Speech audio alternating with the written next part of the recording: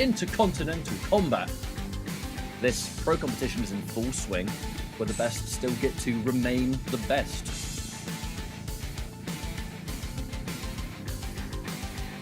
The way that Pro Comp has gone so far, it has actually been a rather mixed bag of results. There's definitely been some surprise players, I think. And again, it kind of stems from being able to see them grow throughout the course of a year. I think one of them definitely is Val, a real Sindel master, the specialist. Another Russian player is currently rocking. He's playing out of his mind. He's improving a lot. It's like everything he's doing is so difficult. To get a turn back guaranteed, and another hit misses the ender. Who cares? Look at the life difference. Ow! Swazi, he's been in the grand finals twice already. He's really strong, really impressive to see how good he's gotten really fast. He's a player from New Zealand. He's a young kid, but he's also super good. I mean, I played him like maybe 6 months ago, and I feel like we were equal, but since then he's just really leveled up. 8 seconds on the clock. Swaz is in huge trouble. I don't think he's gonna get it at this point. Swazi just backdashes, and why not? The Hail Mary fatal blow doesn't matter. Being a little bit of a biased UK fan is Raichu TQ, formerly known as Josh TQ, going away from being exclusively an Aron Black player. He has got into this realm of playing, Scarlet, Sindel. My brother's just amazing at the game. It's something that you can only dream of, in terms of competing. Like my brother alongside me winning tournaments first and second. Now in MK11, we really discovered a new talent, players like Wasim, him and Faisal Combat. The community has always been so insanely community tournament and exhibition focused. It's just taught them how to, deal with competitive environments. With EU, there's a lot of names that you've never seen before, and they just bang 3-0, upset, you're out of the tournament. This region, there are a lot of amazing players that put up a very good competition to top level players. Sometimes we do team battles between our region and other regions. We really win every time. If I take all these players and take them with me to offline tournaments, I'm sure they will all do well. We've been locked down in OC for a bit, so we're only playing OC players. I feel like it's a strong region, but it's just way smaller. They've always put their passion into the game. The scene's putting in the work and they're catching up.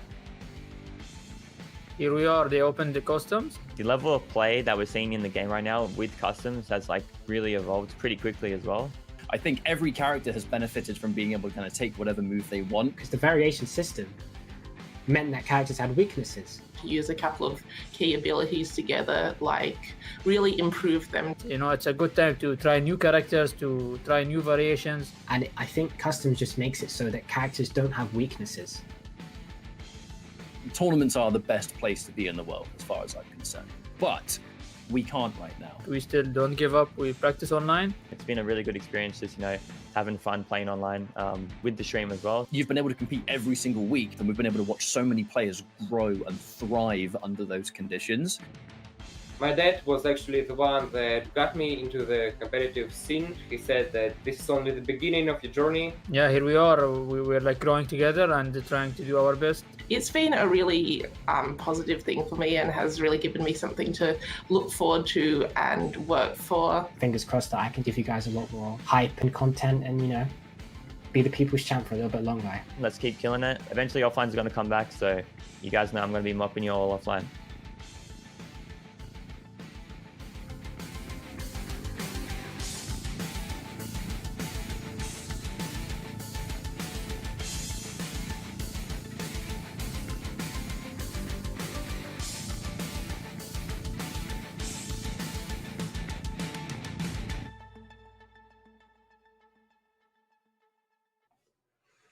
That's right. We are halfway through this year's Mortal Kombat Pro Competition, and welcome to week number 5 of the MKPK at Oceania. This time, my name is Ultra David. What's up, man?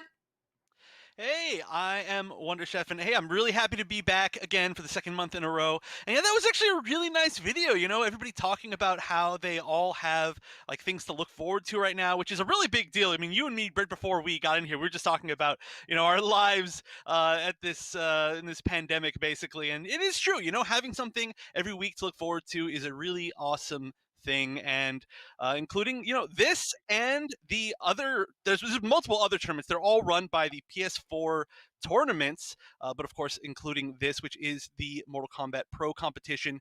But you can go straight to the competition center, compete.playstation.com, where you can sign up for a bunch of different tournaments, including this, the Open Series, and others.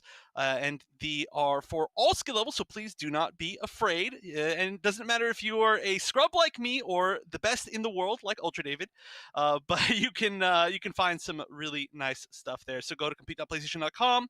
So you can sign in with your PlayStation ID, and everything is run from there. It's going to be really easy. Please do it.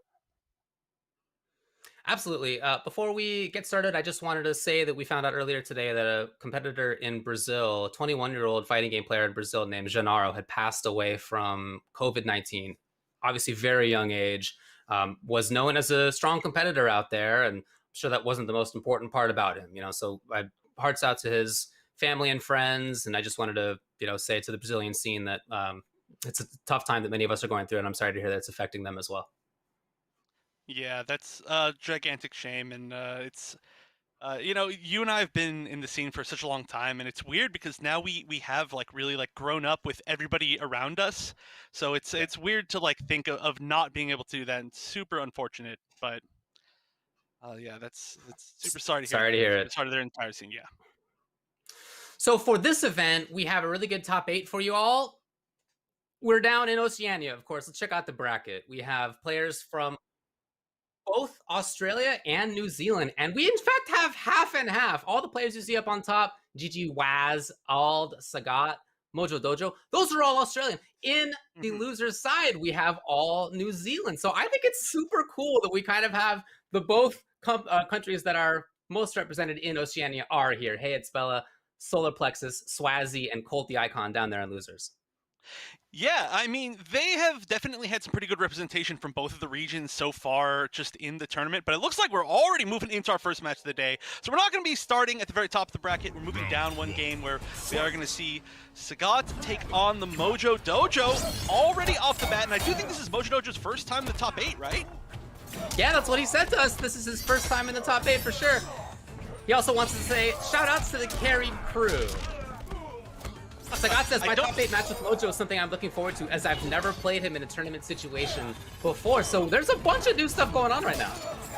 All right, well, I love to see that. We've actually seen quite a bit of new stuff every single week here, but starting off, we are seeing a pretty strong lead here from Sagat, who, of course, is one of the most regular top 8ers here, pretty high up on the points. I don't remember the exact number, but okay, this is a pretty okay chance. Cabal would have to spend a lot of crushing blows, but oh, the Buzzsaw stays. That's going to guarantee some sort of chip win right there. I love seeing the Buzzsaw. We saw it a lot right after Ultimate came out, but then I feel like we see it so much less. It's still terrifying. Yeah, it really allows him to control at these ranges that are hard for other characters to deal with. Each thing you do has a solution, right? But a lot of it involves trades, and a lot of it just involves kind of KO situation damage. Yeah, and sometimes, even if you do guess correctly, you're not going to get the best punish that you possibly could because you're still going to have to avoid it, or you're going to have to cut it short so you can block it. But here we go, getting into the corner, pull him back in, spend all the bar. So this, we got in here so fast, I didn't even get a chance to see all of the custom moves. I do see the hook slam, and of course the buzzsaw, but so far, oh, and the possessed hat, of course. Possessed hat. I'm not sure what else for Cabal though. I haven't seen it, or maybe I just missed it. Oh, the reaction right there. I love this. Yeah, that is something he can do, of course. Just buzz to the other side. Not gonna quite kill, he'll need something else. But this will, of course, leave Sagat with his own fatal... The grab! Oh, he can absolutely do it. Next strike, throw, or neither. Oh, great anti-air in the teleport. Oh, that was really, really scary, but very good patience. Of course, that you can spend some meter, change the timing. I'm surprised that he just went for raw teleport without actually covering it with the buzzsaw, which is a pretty classic thing to do. Yeah, it can be really hard to avoid that situation. Oh, a little funky, dropped it up in the sky. Cabal safe in general, flawless block there. He has been trading with this. That's been intentional. We've seen it a couple of times. I like this idea a lot. Just limit it as much as you can. Yeah, so, I mean, Sagat did say that this is the first time that they've played in tournament, which I would assume means that they've played outside of tournament, so there must at least be some sort of experience here. As I think most of the players in this region really do have some sort of experience against each other, at least a little. Oh, okay, that's not punishable. If that was a little bit earlier of a breakaway, I think it would have been punishable. This is exactly where Sagat wants to be. Oh no! But another big opportunity coming. He had Fatal Blow. It must have been some sort of weird mistimed Fatal Blow right there. He's still got a chance, and all he needs to do is Fatal Blow again. Where are they? He's stuck in a bad spot. Yeah, that is one of those situations that I don't know what it is that Mojo Dojo could have done. I think that might have been one of those just, you're done, right? You're going to take some of this chip. He was running out of defensive bar. I think that was it. He just needed to not have been there. Yeah, I mean, okay, so to answer my question from earlier, it does look like Slight Gas. The air dash from Cabal is going to be the other move that he has, which we actually saw the Cabal come out of Waz last week, but we didn't see the Slight Gas variation. So maybe you jump and you air dash and you try to just get really far over it, because sitting there and blocking, you don't stand a chance. So maybe that's your best choice? I don't know. Yeah, maybe just hope that the opponent isn't going to anti-air for no reason, right? Like, maybe. It's possible, certainly. I mean, hey, sometimes in pretty much every type of game, you have to play to your outs. Yeah, exactly. You have to hope that, I mean, you know, if you sit there and block, you're chipped no matter what. So just hope for the best, you know? It's like it's like in card games, they say, like, don't, like, forfeit until it's over because your opponent can mess up or they can, you know what? Hey, don't give up in fighting games because your opponent can disconnect before you lose. You never know, especially these days. Yep. Forward just blocking, picking the wrong side on the tech as well. Now Sagat gets to move in. Oh, the whiff, but Nova Lands is punished. Ooh, on both sides we have seen the whiff. Oh, that was super weird. I think it was just the amplify of the dive kick that whiffed, and so it just brought him to the ground super quickly. But looks like Sagat's taking the momentum again. Oh, okay, finally. I love seeing that actually whiff punish, because everybody just gets hit by the follow-up. Oh, the sweep! Oh, so sick. So sick. It is a bad spot to be. Mojo Dojo again in the corner. I feel like we've fought so much of this match so far. It's been in the corner. Last game and this one. He tried it, but he Oh no, I love it. He moved the buzzsaw and then just like moved it back into place. He 100% was baiting that. The buzzsaw usage has been so good so far. Here's a full combo. Oh, what? I actually have never seen that conversion. That was super cool. Oh, I forgot he has it. Okay. He's trying to kill this round. He's almost got it. Gotta get out of there. He does pick the right moment, but even still, just didn't have defensive bar. Having just broken away, you're not gonna avoid the chip that way. 2-0 pretty quickly. Yeah, I mean, honestly, it looks like there are answers that are known for the buzzsaw, but Sagat's just putting on like such a clinic on how you play that variation, or with that move in particular. Like he knows that his opponent like has the answer, so he's instead choosing a different answer. He's doing all the cool conversions, he's doing all the cool setups. He does the sweep with it in the corner, which is really cool to see. I love every combo off of a sweep in Mortal Kombat history. Yeah, so all together, I think it's just like a masterclass in buzzsaw in general. Oh, Mojo. Well, what Mojo Dojo said in terms of, I asked him his thoughts on the matches. He said this is the optimal Cabal versus the Kung Lao of Oz, and this is kind of looking like it is the Kung Lao of Oz. I mean, we've seen Sagat do well so far in the MKPK even before this. You know, you said earlier that we hadn't seen that much of the Buzzed since well, early in Ultimate we did, but then kind of haven't seen it that much.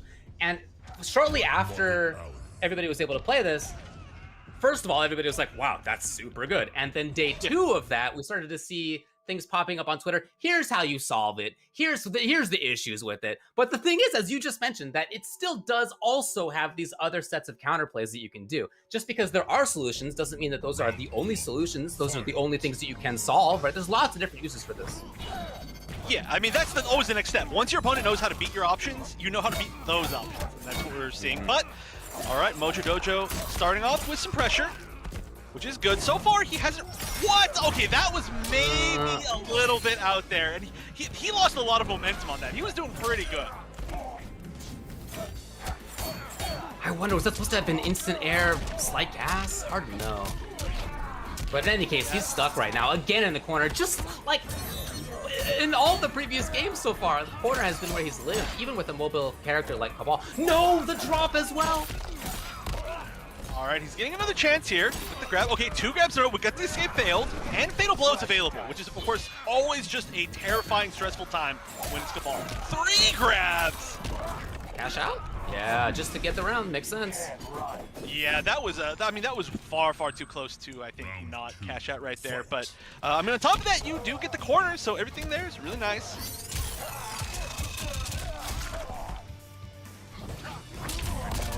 Forward throw with Loud, not okay, so the interesting there was I was literally about to say forward throw with Loud doesn't generally give you Oki, but then he used that interactable super well to still apply pressure in a way.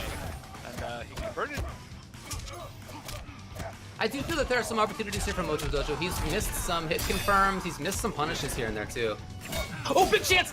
And again the miss, but combo here. Alright, and because of this variation. Light gas, always so damaging. Oh yeah, Slight Gas and Hook Slam, I mean, together, it's probably the most damage that you can get from this character. Maybe the low spin could be more, but overall, a lot. However, it's not going to matter because there was still just such a life deficit. And Mojo Dojo just needs to find something early and then not give up the momentum like he did last time. And here we go. This is actually a great way to do it. No! I say as he drops the combo again. Oh, that's rough. Another big chance. No break, good read. Mojo Dojo, no! All these little opportunities for Sagat to come back in. He's back in yet again. Here we go, gotta capitalize. All right, the reads just haven't been right, unfortunately, on the breakaway or not. Yeah, we haven't seen a single hook grab crushing blow yet. Oh, the conversion just barely. Oh, okay, so that's actually very tough to do. Weirdly enough, the fatal blow from Lau is just one of the weirdest to combo into. So many times it hits once and then doesn't hit again. All right, one more hit. Oh, and just the meaty forward 1-3 is gonna do it. Oh, I mean, honestly, Mojo Dojo found a lot of really good opportunities, but I feel like he just drops too many combos and just gave up the momentum that way. Well, I'll tell you, I feel like that is the top 8 match of somebody who is playing in top 8 for the first time. This is somebody who you could see in multiple situations there, has knowledge, has skill, has the talent for sure, has a strong character for sure. He's got all these things, but then putting that together in a situation where you could be winners finals of a Mortal Kombat Pro competition event, just that knowledge that you're in this situation makes it harder to do those things. And again, a lot of skill there. Really looking forward to seeing more from him in the future. But I do think you could see that this was his first time in a spot like this.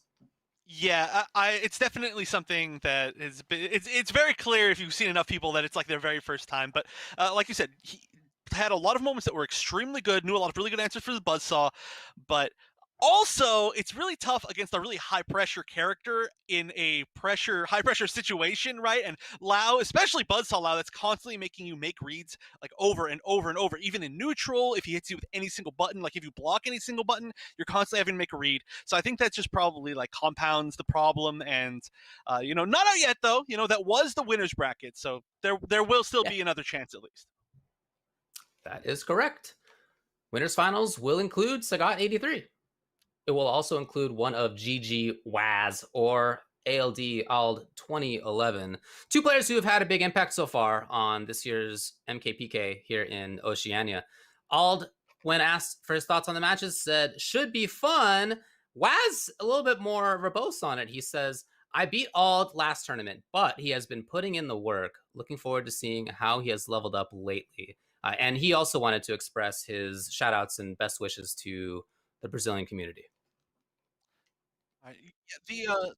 Of course, we can see right here the pro competition, which is what we're seeing right now. We're just about halfway through, and you can earn points by placing at each event. As we're seeing right here, all of these players are earning points. Most of them actually are within the top qualifying spots. Not all of them, so we'll talk about that a little bit later.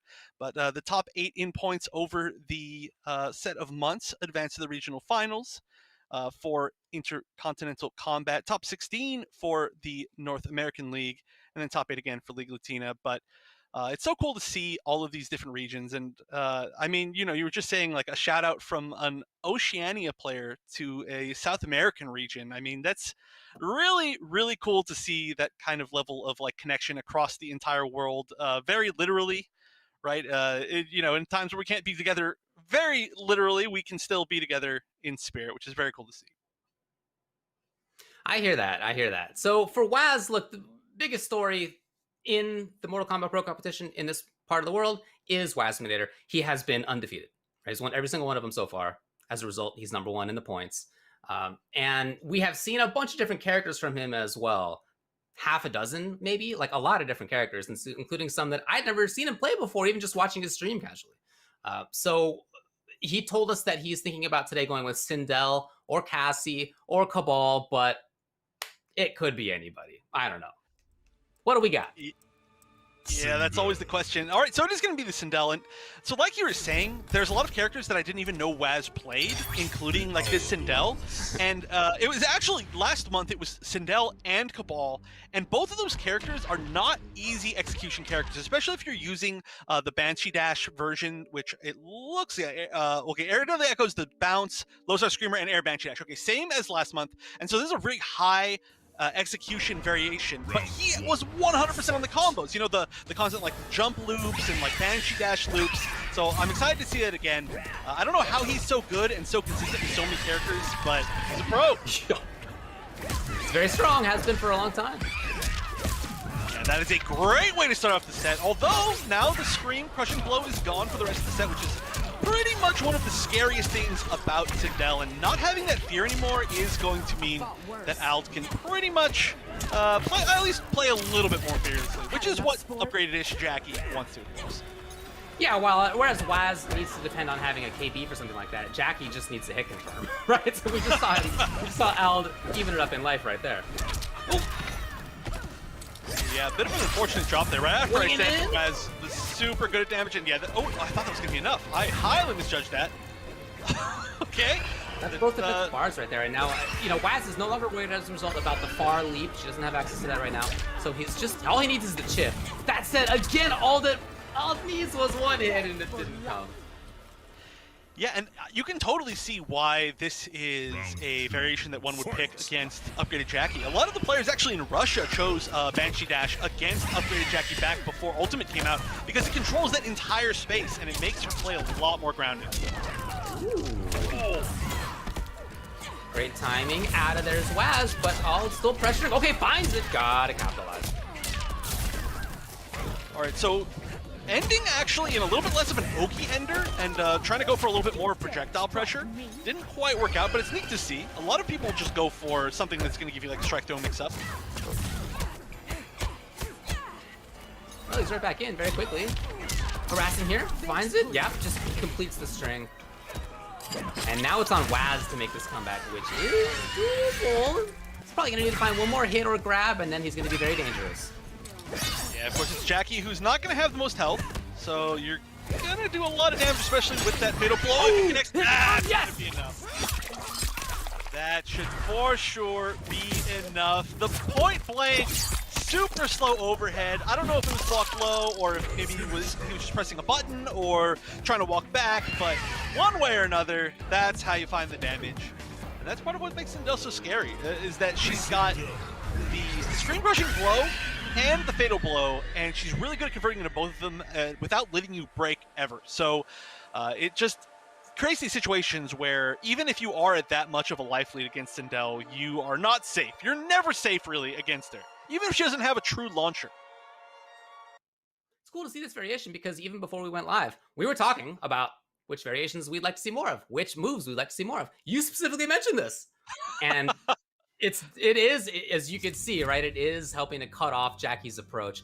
It is helping to control the stage a little bit, make Ald not want to just hop in there, instead play grounded a little bit more, or maybe even, you know, one thinks maybe that's part of why he went for that ender into attempted projectile control, right? Not thinking he had as much of an approach option there. Yeah, it's entirely possible. I really am though surprised that we don't see more of this. I think that a lot of people were saying that Sindel was top tier when she came out, and then Ultimate gave her more love than almost any character in the game because she can put together so many good moves. Like there are multiple super viable, wow, double dash grab to start the game, but so many viable variations with her, including, or especially this one for this reason exactly. And with so many characters playing this upgraded style now, you know, Joker and Cabal and so many others, this is a great counter to it. Oh, yo, I think that was on reaction is how it seemed to be. That was gorgeous right there by Waz, who misses it, but still in big time control life-wise. Yeah, I actually think that was on reaction too. That was like such a weird time to scream otherwise, and it was just perfectly on time with it. But of course, you know, I said that Waz's execution is just too good, and he's dropped multiple combos now, but he hasn't needed them because he's still getting quite a bit of damage. Round 2. Jackie So is powerful situation.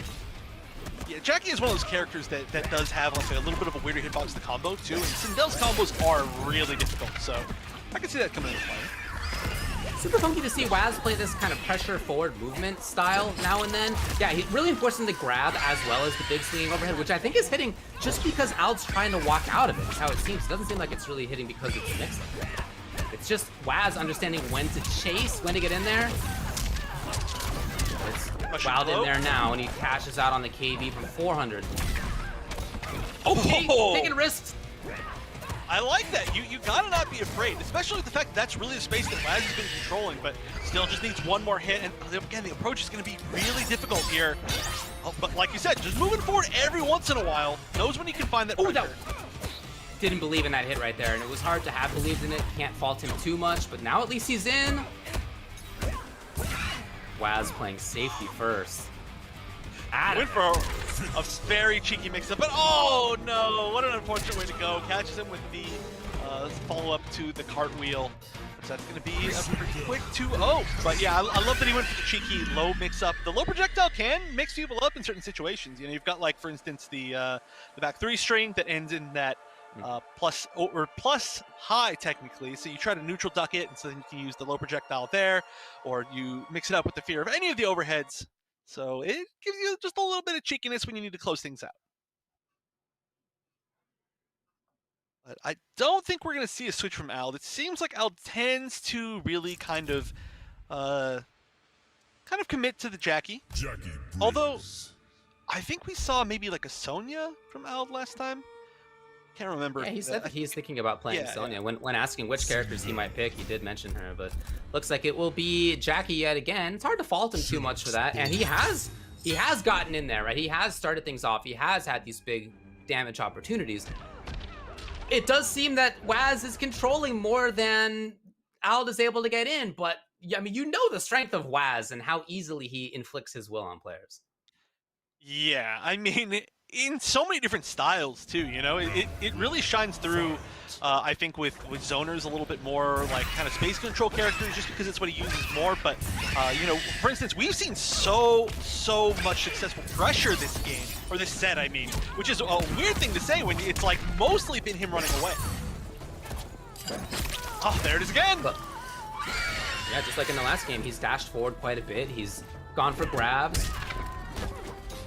So you are worried about the forward 4 there as well. Forward 2 swinging in. He's got reasons for you to not duck. Really showing off the string bang there. Nice. I think that might have been an option select with the flawless block up 2, possibly, or maybe just a messed up input for it. But one way or another, it worked out because he actually could have gotten a really big conversion had he spent a little bit of meter, or at least just gotten a Banshee dash, ended it. But now match point Waz. We're looking for 2 3-0s today. Ooh. Oh, that was here we go. Yeah, that's not a string that a lot of people flawless block the end of, because usually people will just go for 2, or they'll go for the cancel, or they'll go into just some other special off of it. So that shows a lot of knowledge. Oh wow, the down one. Waz back to just control. Stabbing, and now again is Sindel's due. Oh, the duck, but not punished.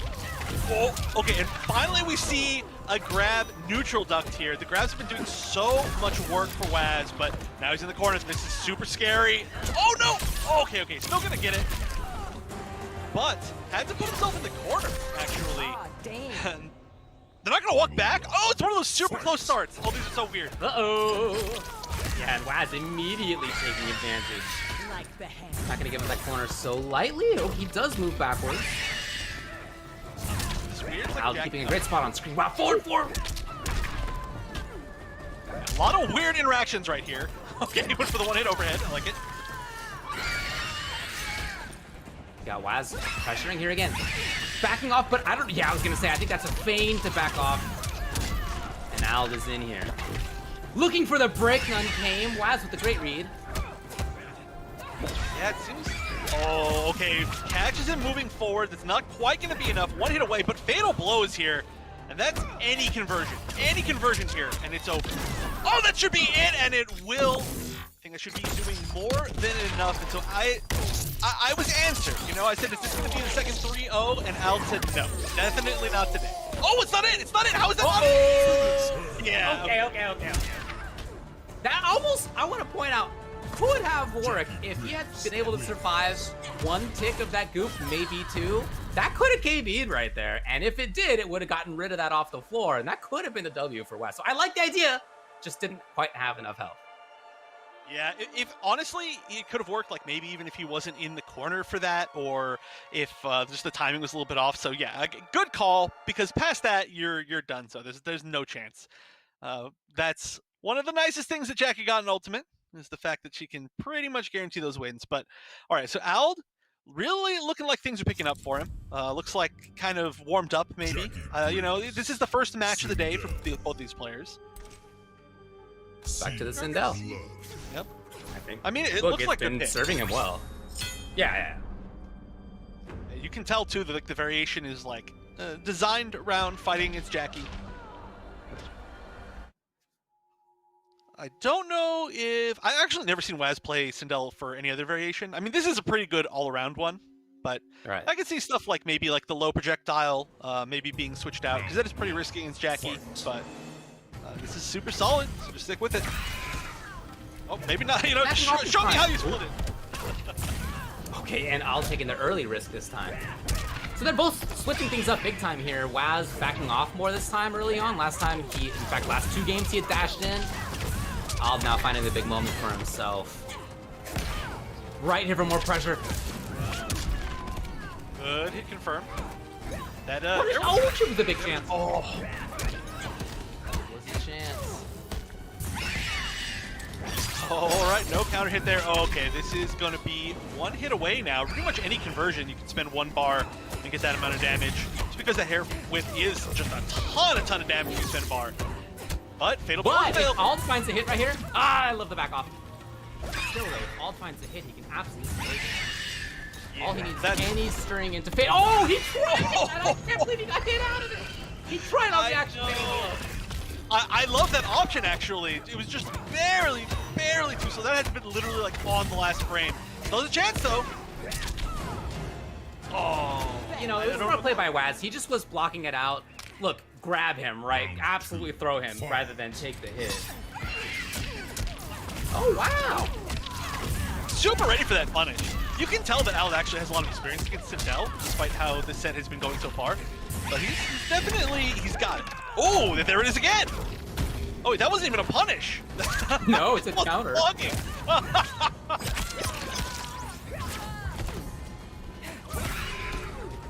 Wow. I like backs up and then low star screen. Oh, beautiful. First time we've seen the flawless block as a way to deal with hers. Oh, gotta make this count. He can absolutely kill. No, it's not gonna be enough. If he can control the stage, he can. Oh, it was a big opportunity. Two big opportunities. Oh, this actually may be it. Is this it? I don't know. I think it is. I'm just gonna say yes, especially because Jackie has that lower health than everybody else. Okay, yeah, this looks like this was actually more than enough. And just like the first game, you can never, ever count out Sindel. That's why she's so scary. Even if there was all that damage over time on the floor, which is something that we very easily could have seen and probably would have seen against other characters, is you like to see like the Jackie like jump and just shoot the like plasma on the floor and then maybe amp it and then shoot another plasma and just say, you can't get over this. There's nothing you can do. But I think Ald knew that the scream would be a punish and it would be a KB and it would get rid of it, and then that is exactly what would happen. And unfortunately, just didn't quite read correctly. And so Waz will be moving on into the winners finals. Look, Waz has won every single time. You got to think that he's the favorite. But what he said before they played, again, he said that he beat Ald last tournament, but he knows that Ald has been putting in the work. I think you could see that. You know, there still was a lot of good stuff from Ald in that set. It comes out as 3-1, but definitely with some good moments for him in it regardless. Yeah, and I really, really enjoy watching Waz's Sindel. I really hope that that's a character that he really commits a lot more time to because, like we were saying literally right before this, I think Sindel is a super good character and a really good character to have in your pocket against those air mobility characters exactly like that. But that means that we might see it later or we might see one of Waz's other million characters. We will see. That'll be for later on. For now, we're going to go down to the losers side in just a little bit. Just want to shout out the stuff that we are wearing today right here, these Astro headsets. You can check them out for yourself. Thank you to them, to Astro Gaming, for being the official audio partner of the Mortal Kombat 11 Pro Competition. Again, all of our audio on commentary is provided by Astro for the whole season. You can head over to astrogaming.com to find more information on all of their officially licensed PlayStation audio products available now. Check them out. So again, heading down to losers side now, the New Zealand side of the bracket for the day, right? Again, we have in the top all Australians, in the bottom here on loser side, all the New Zealand players. We're going to start out with Hey It's Bella versus Solar Plexus. So Hey It's Bella is down here because she lost to Ravioli. However, she made top 8 by beating Ravioli. And when I said, what's your storyline of the week? She said losing 3-0 to Raging Ravioli, then meeting him back in losers to beat him 3-0 to make top 8. That's a great way to make top 8, right? Overcoming the person who sent you down there. She's currently 20th in points overall. And then you have Solar Plexus, who's currently 13th in points overall, who says, shout out to Temp. Hope you're keeping that bench nice and warm for me. I hope there's a good in-joke right there. These two players, as we say who is what in points, keep in mind that Wasminator is definitely first overall by a big margin. But the nature of this scene is that after Waz, there is a very tight race to make second, third, fourth, fifth, sixth, seventh, and eighth. That's a super close race. So for each of the rest of these players here, each week has a big, big impact on whether they make it into the finals or not. Yeah, and also on top of that, I mean, just the seeding. The seeding is going to be so important. When somebody is that dominant, you really don't want to be on their side of the bracket, especially when, the different amount of places give you a different amount of money. So, yeah, we have 3rd, 4th, 5th, and 6th here, all fighting out for more points. And, players like Bella in 20th could easily still make it into that qualifying spot. We're only halfway done. So, just by the nature of being halfway done, technically anybody could still make it from this point. If they are lucky and they do well. But I'm excited to see Solar Plexus again. Last month was my first time seeing Solar Plexus. Really strong Setron player. And Hey It's Bella is a player that I'm not as familiar with. So I'm excited to see the Jade. Got the Delia's Dance, of course. One of the big barn burners of moves in Ultimate. Really solving some gaps for her, solving some pressure for her, helping some pressure for her. Since when is ignorance? Yeah, like quite literally filling gaps in her gameplay. But of course, if you know how to punish it well, then you're going to get quite a bit off of it. And I guess one of the upsides here is that Setron isn't going to really get a huge punish on it, even if that read is correct. Oh, starting off with pretty much the biggest punish. And yeah, I think that honestly might have been a down 2 anyway, even if that wasn't a break, because the full 2-1-3 hit out of the air. But regardless, Solar Plexus starting off strong. And here, this is going to be the real test of the matchup, is when Jade activates that globe, it comes into all the projectiles. How do you deal with that when so much of what you want to do is a projectile? Woo. I already love that we're seeing Bella bring in and finding it. Yes, Bella has already made the Delia's Dance work and has taken some risks in doing so, but both sides of them work. Yeah, that's there. All right, but that is going to be the life lead. Fatal Blow, though, available. A little bit scary. Oh, that is such a scary move to do when Fatal Blow's there. I mean, when you throw those air projectiles, you are just hanging. You are just waiting for anything to pop you on the head, specifically a large boulder. Oh, that was a read on the air projectiles again. Again, that could just be reaction Fatal Blow. That's so scary. Not doing it, though. Oh, slight life lead for Bella. Oh, my God. So much space. Wants to open the sky to neither of them land. Neither of them lands on the other. I can't believe it. Of all things to land on is finally that. Oh, wow.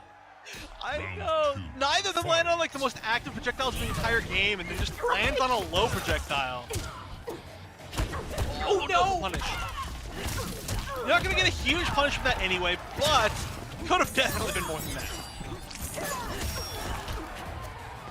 Oh yeah, weird conversions here. I mean, both of these players are being airborne so much of the time that I don't think they're ready to get really anything. Nice! Super baited right there. That was a definite intentional neutral duck. Oh no! That was really good knowledge to definitely get that breaker punish.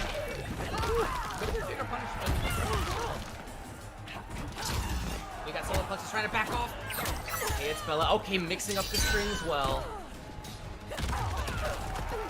Poor Solar Plexus getting away. Just would love to chip out a little bit here. You know, I like those teleports. They've been very unusually timed. He's gone for jump forward air teleport 2 or 3 times now.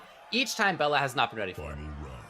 Yeah, I think a lot of it is the timing is taking up the same timing slot, quote unquote, as Hell's Wrath would be if Jade didn't have the glow on. So I think that maybe Bella's waiting for the Hell's Wrath to come out and then punish it, but then it's like, wait a minute, now suddenly Cedron's behind me. 1-1-4, all right. Maybe you need to do that with the glow. Haven't seen the airborne beat work yet. No, but you're right that they have been so airborne that I understand why that keeps coming out. A little bit of damage each time goes for the overhead. Oh yeah, not gonna get a big conversion off of Citron's jump kick, not without Geyser anymore. Oh, what a weird trade! The vines just stay there. So weird. Oh, finally it does work out. Oh, and maybe the most important time, yeah, that is so plus. That is gonna stuff the startup of Glow, and that was a very intentional setup to beat that. Now we're gonna see the backwards fatality or friendship. Oh, I haven't seen this in a long time, actually. Yeah, I don't think people know the input. Well. I feel like that's why he was sitting there first. He was looking up the input. You know what? I think that maybe that is entirely possible. You never see the stage fatalities, and they're all so good. This one, and then the one on the Shaolin Trap Dungeon one, I really like a lot. But yeah, I don't think anybody remembers the inputs. You gotta learn it. And I need people. This is a call out right now. Everybody, learn your stage fatality inputs. I know there's not a lot of them, but gotta admit, I have no idea what they are. Yeah, never me done neither. Never done them. Well, look, the Jade pick I think is a reasonable idea. It's just that there are some unusual timings coming out of Solar Plexus. The sudden teleports, for example, the backing off very, very far and even longer than you might expect into teleport. Like, it's just been really hard for Bella to nail down where Solar Plexus is going to be. Yeah, I mean, I still think that was a pretty close competitive match. It just came down to just a few reads for sure. So I would, well, I mean, Solar Plexus definitely needs to stay the same. Definitely can't stay there. That is the rule. Yeah. Bella told us that she could end up also playing Cetrion or Collector, but it looks like she's going back to Jade. Yeah, I don't know if I can speak on the Collector matchup. I don't know if I feel like that makes much sense to pick, but the Cetrion Mirror is definitely a doable one. We've seen a lot of people go to that before, if you're comfortable. But honestly, again, I think the Jade was really good. I think her pressure when she got in was extremely strong, and she gets right on a lot of the mix-up situations, but just needs to hold on to that corner a little bit more, maybe. I mean, I know it's tough to keep Citron cornered, right? She can teleport, she can jump then teleport, she can just jump, she can throw you, but yeah, you're gonna find some sort of way. Did she have that last time in the last game? I didn't actually look. I just don't think I saw that. The upward rang, whatever it's called. I don't know. I mean, so we didn't see, I think, a third variation move, right? We saw Delia's dance, and we saw the air projectiles, and then I don't think we saw anything else, so maybe this is the same variation. Oh, no, we saw the low projectile. We saw the low projectile, so... Okay, yep.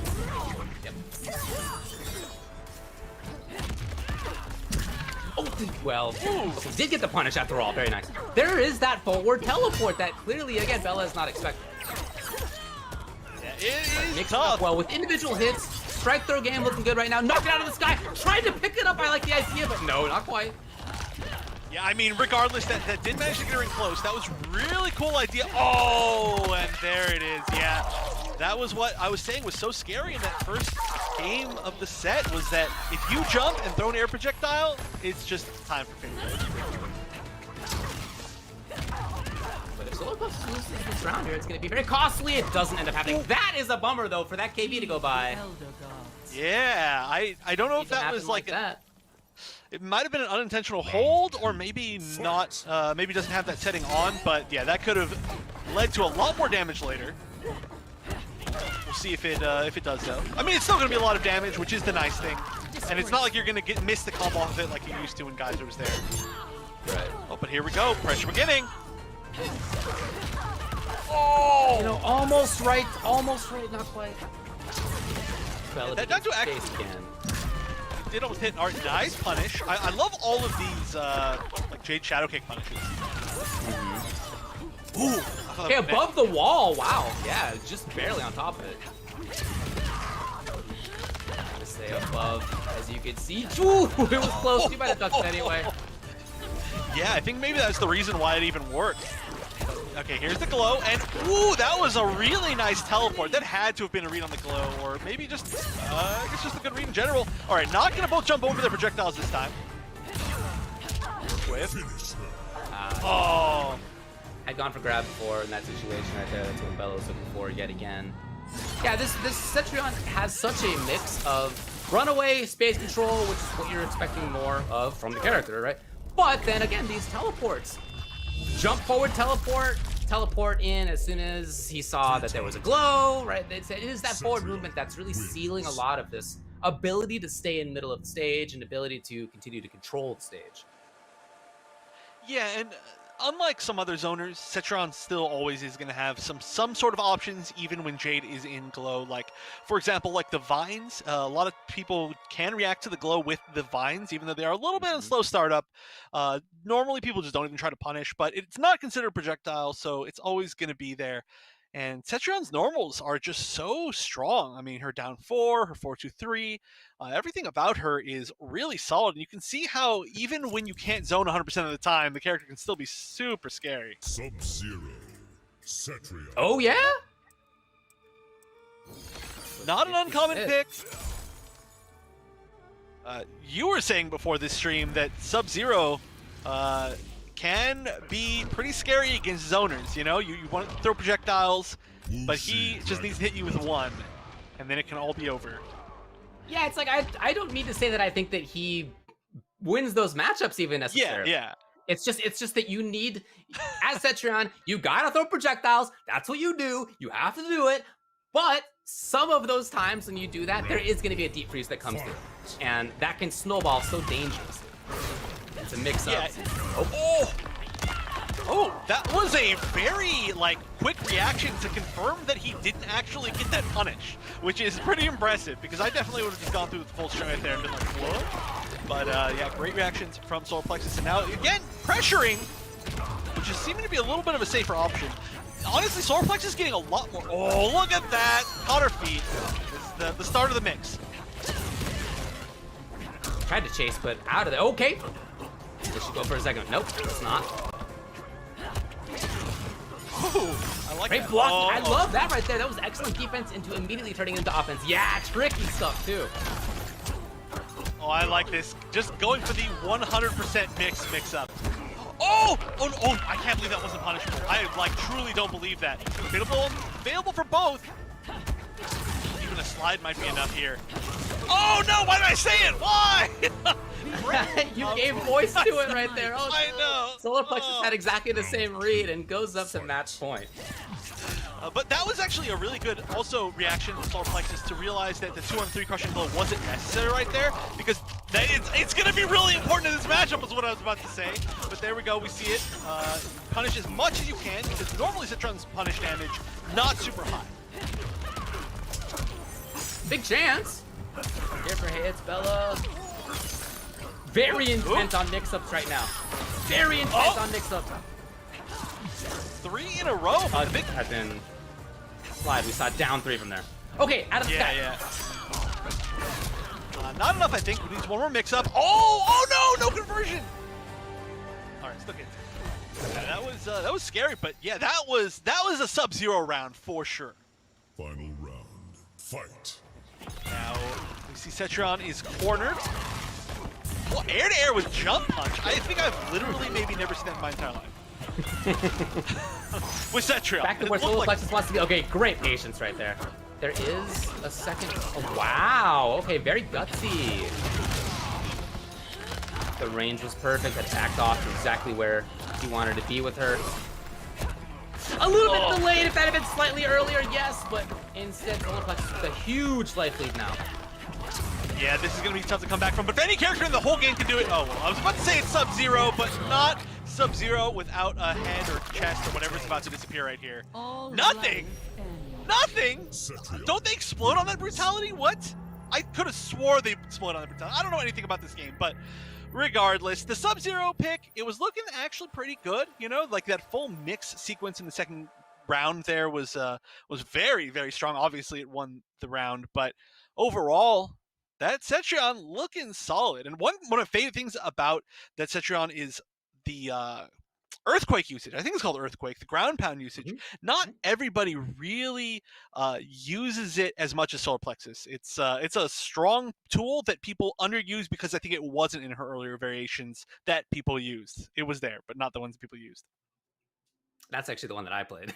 Was the one that had that. Yeah, I do like again that he has this style of a lot of forward movement with her and at unusual times. So you talk about Earthquake, he did do the cancel into dash forward a few times into pressure, made that work, and then really made that teleport mix-up work, teleport usage work. I really like too that he didn't always do that, because there was that moment when he was cornered and Bella had him cornered, right, as Sub, very scary, and everybody thinks, okay, well, it's time to teleport, right? But Sub can slide theoretically, right, can punish if it's the close teleport. So instead, it was just the jump forward punch into Hell's Wrath, right? It was this even different look on forward movement, and all of those things put together were a big part of why Solar Plexus moves on. Yeah, great showing, but that means that we are 3 matches down and only one more to see who makes it into this top, I guess 6 technically, where Swazzy and Colt the Icon, 2 players that we've seen a good amount, are going to face off. And I called you out on this last time, but for personal reasons, you called Swazzy Shazzy the very first time that he appeared on stream, and that really hurt my feelings. But yeah, moving past that, of course, if you all want to be a part of this, be sure to go to compete.playstation.com for the PlayStation 4 tournaments. You can check this out and the Open Series and many, many other tournaments for a lot of different titles. But it's for all skill levels. Doesn't matter if you're a scrub or the best in the world who maybe has actually played in these, I think, yeah, definitely has. But yeah, visit the Competition Center, the one-stop shop for everything tournament related. You sign up, use your PSN ID. Everything's on your PlayStation for all of these tournaments. It's super duper easy. I couldn't imagine 10 years ago having any sort of integration like that and then it going anywhere. It's actually unbelievable. It makes me really feel like an old man. Well, you are. I know. Don't say it. Moving on, we have Swazzy69 versus Colt the Icon. You know, Colt the Icon, when asked about his thoughts on this match, he says, I'm just glad I don't fight Sagat first. So I guess maybe that's his demon. And it's going to be quite a bit for him to end up playing that if indeed that ever happens today. But he also says, hashtag the Icon. So I'm back and I played like a full-grown Goofy last time. Let's not repeat mistakes. Also, I'm hungover. Woo! Good luck. Yeah, definitely good luck there. And I mean, you know, sure, you might be happy you're not playing against Sagat, but this is Swazzy. Swazzy currently sitting in 3rd place in the standings, definitely in contending for 2nd. Has been in grand finals multiple times against Waz, so it's not like you're really getting an easier opponent here. It's just a different one. Well, already fighting the corner here.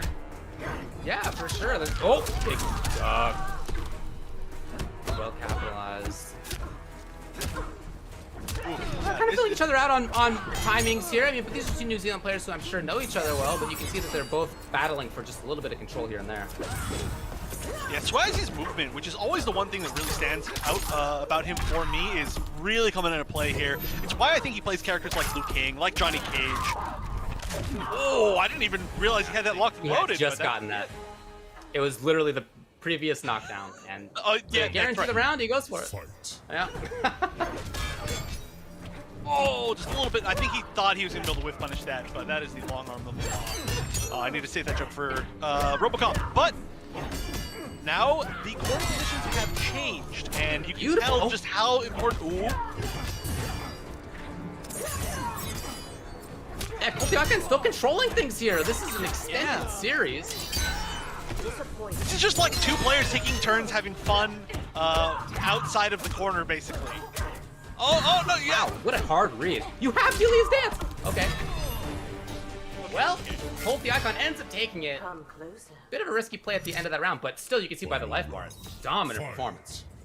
Yeah, I love the fact that Swazzy, clearly was trying to just get that corner back at the end of the round. He tried the dash up grab, he tried the jump over, finally eventually found it, but uh-oh, here we go, big combo. Oh, no, just chooses the side switch. Now, that was also a read on if there was a potential breakaway, of course. So all of that was good. Oh, Swazzy, okay, the fireball, big chance! And that is punished. Yeah, she definitely hangs out there. Great button, down 2 for her, but she is there for a while on Whip. Oh, yeah, and that breakaway is actually going to hurt. Look at no offensive or defensive bar for Colt for a little bit. And you don't even really save that much damage for breaking right there. And obviously that one saved literally no damage. Big risk on that flying kick, especially with Fatal Blow available for Colt. One hit from either side here is going to do it, but can Colt get past the zoning? Oh, no! The back two. I feel like that couldn't have been an intentional back two, right? What's the input for Glow? I don't know what it is offhand, but is it with the 2? I don't think it's the 2. I mean, down back 2. Is it a kick? I think it's like back forward 4 or down back 4. I think down back 2 is the reflect, but I don't know if there. Down back 2 is actually the input. Yeah, I just looked it up. Oh, it is. That was probably what he was going for right there.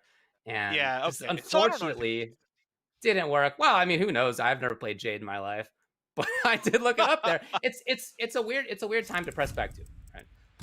The idea of getting another purple makes total sense. It just was an input error, unfortunately.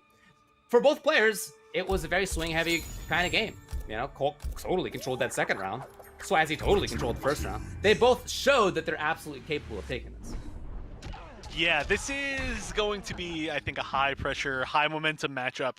And it was really interesting, actually, to see in the third round how different it was when neither of them had the corner.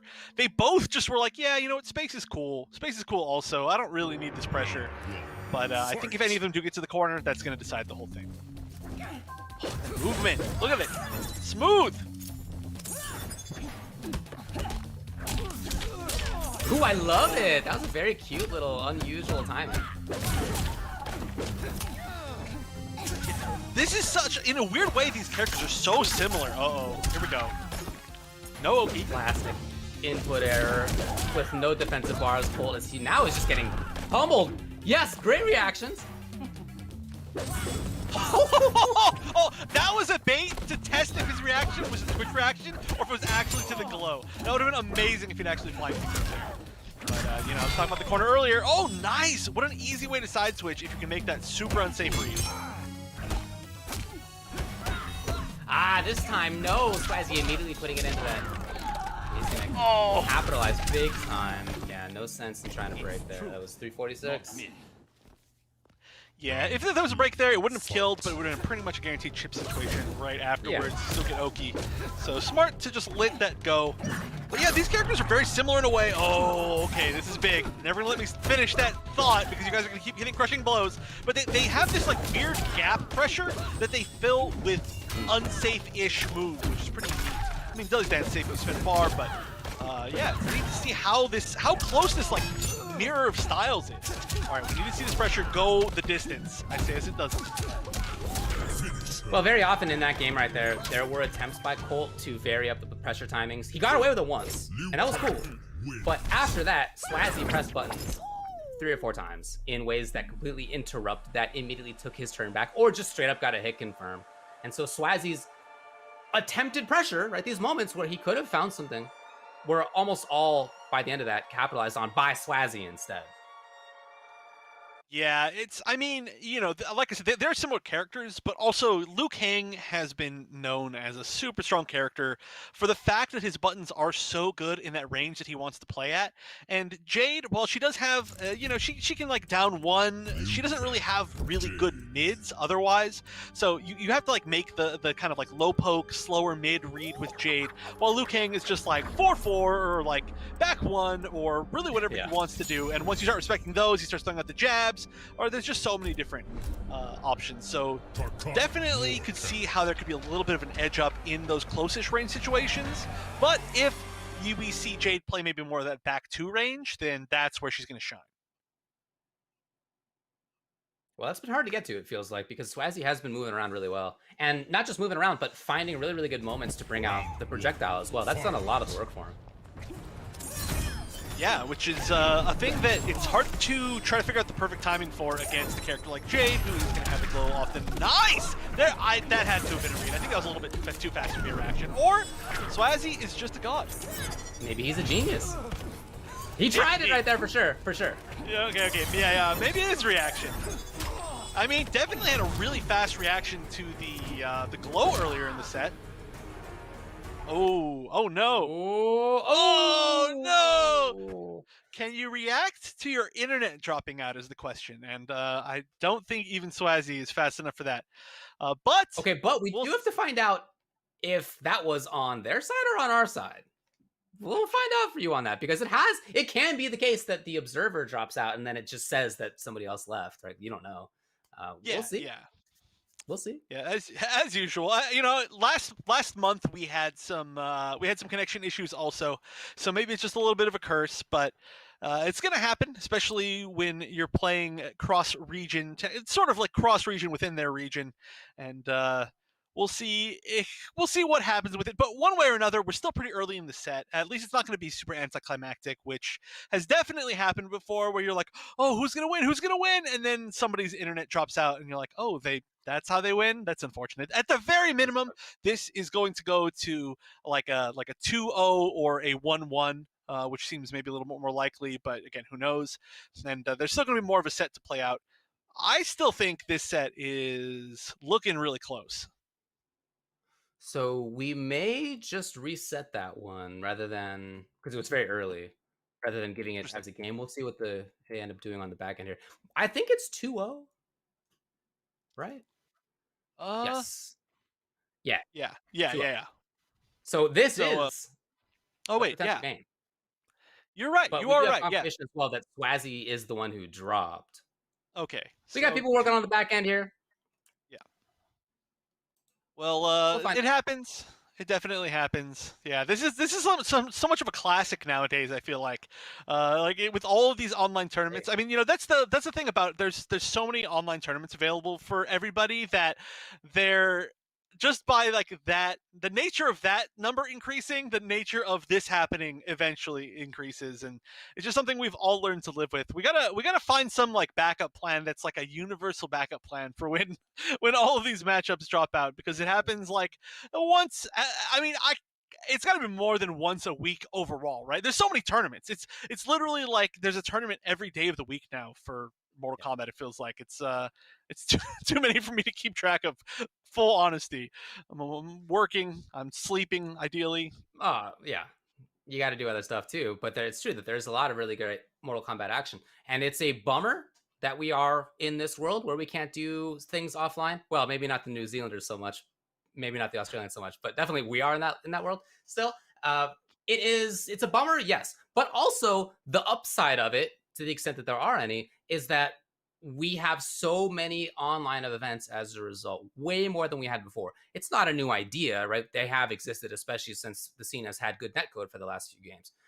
But there's so many as a result. And that means, as a result, if you want to play in a Mortal Kombat tournament, if you want to prove how good you are, or if you just want to watch, you can do that basically every night of the week. Yeah, I think maybe literally. You might actually be right. So I guess we're just going to consider that a reset, because it's super early in that game. So I believe this should be 2-0.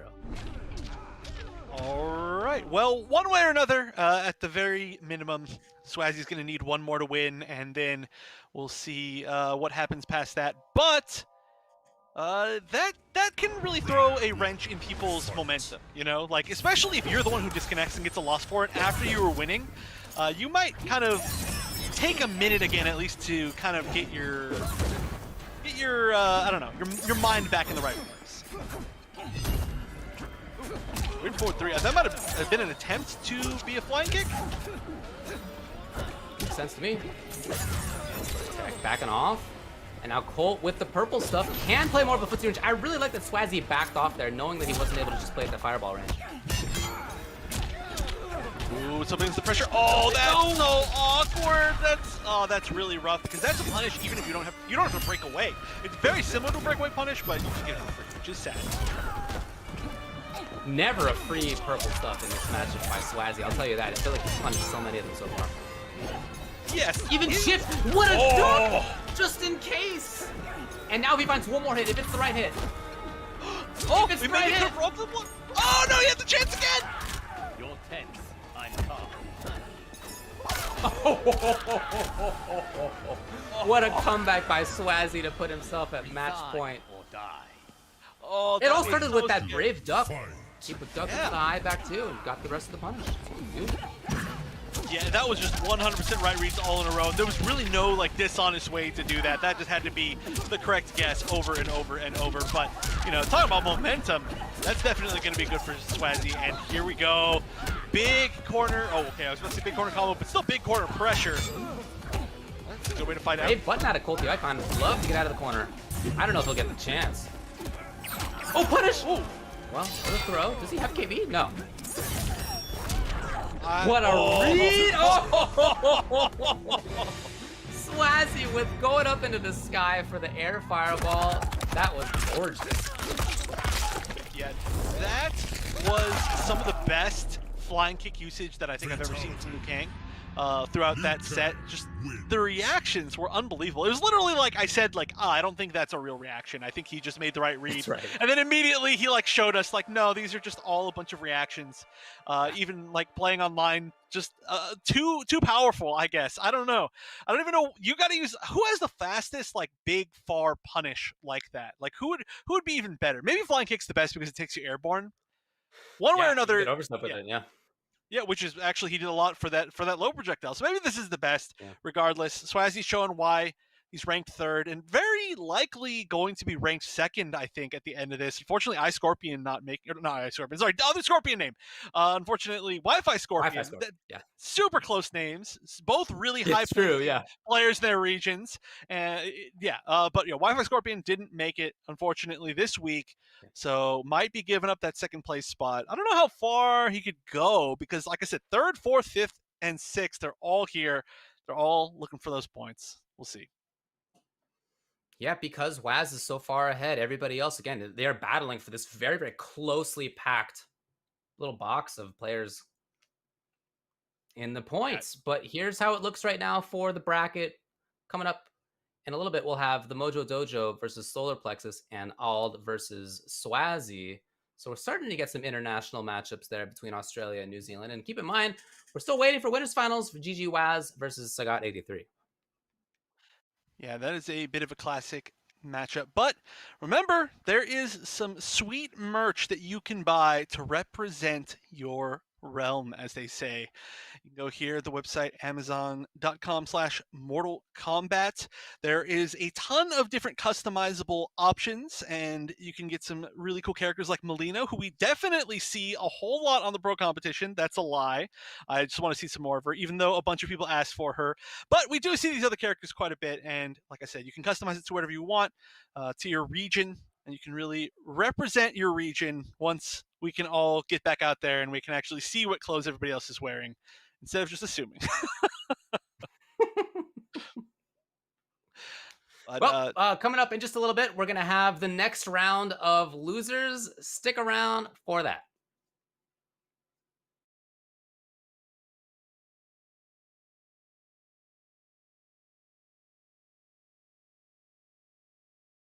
Step into is mine.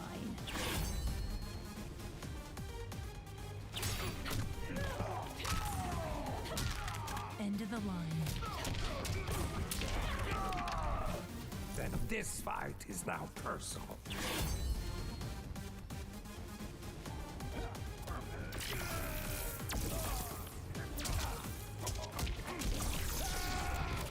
It is exhausting being so perfect.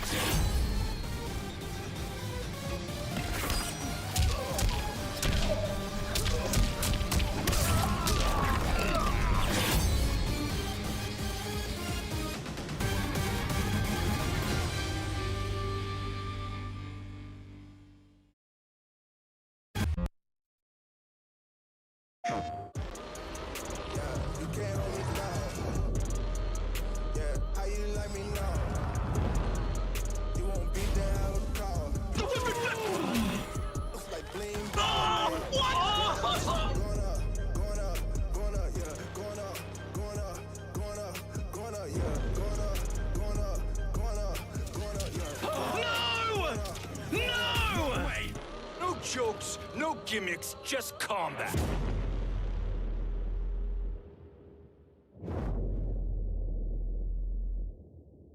PlayStation.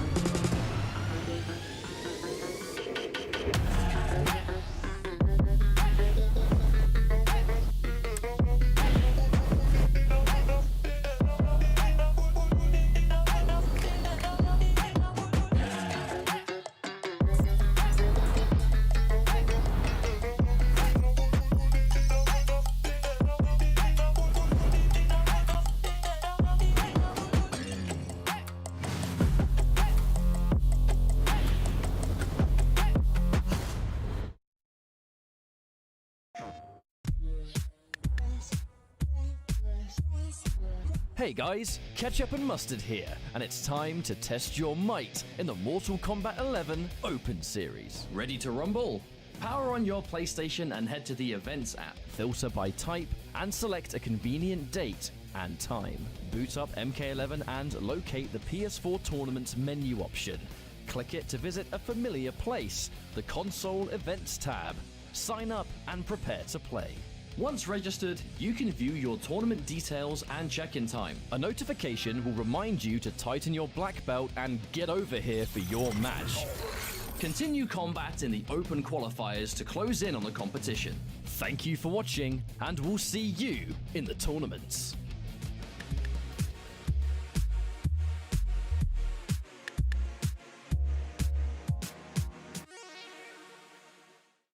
PlayStation.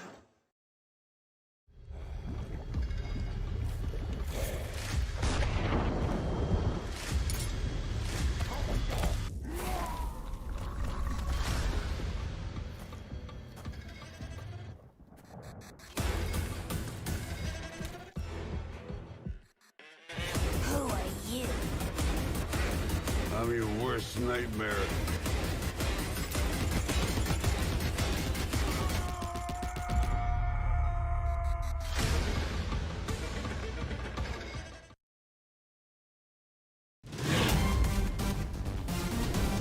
Any ring I step into is mine.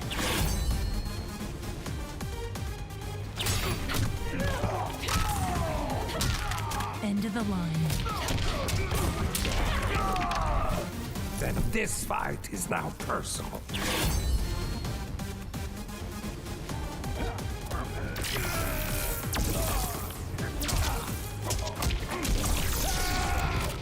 It is exhausting being so perfect.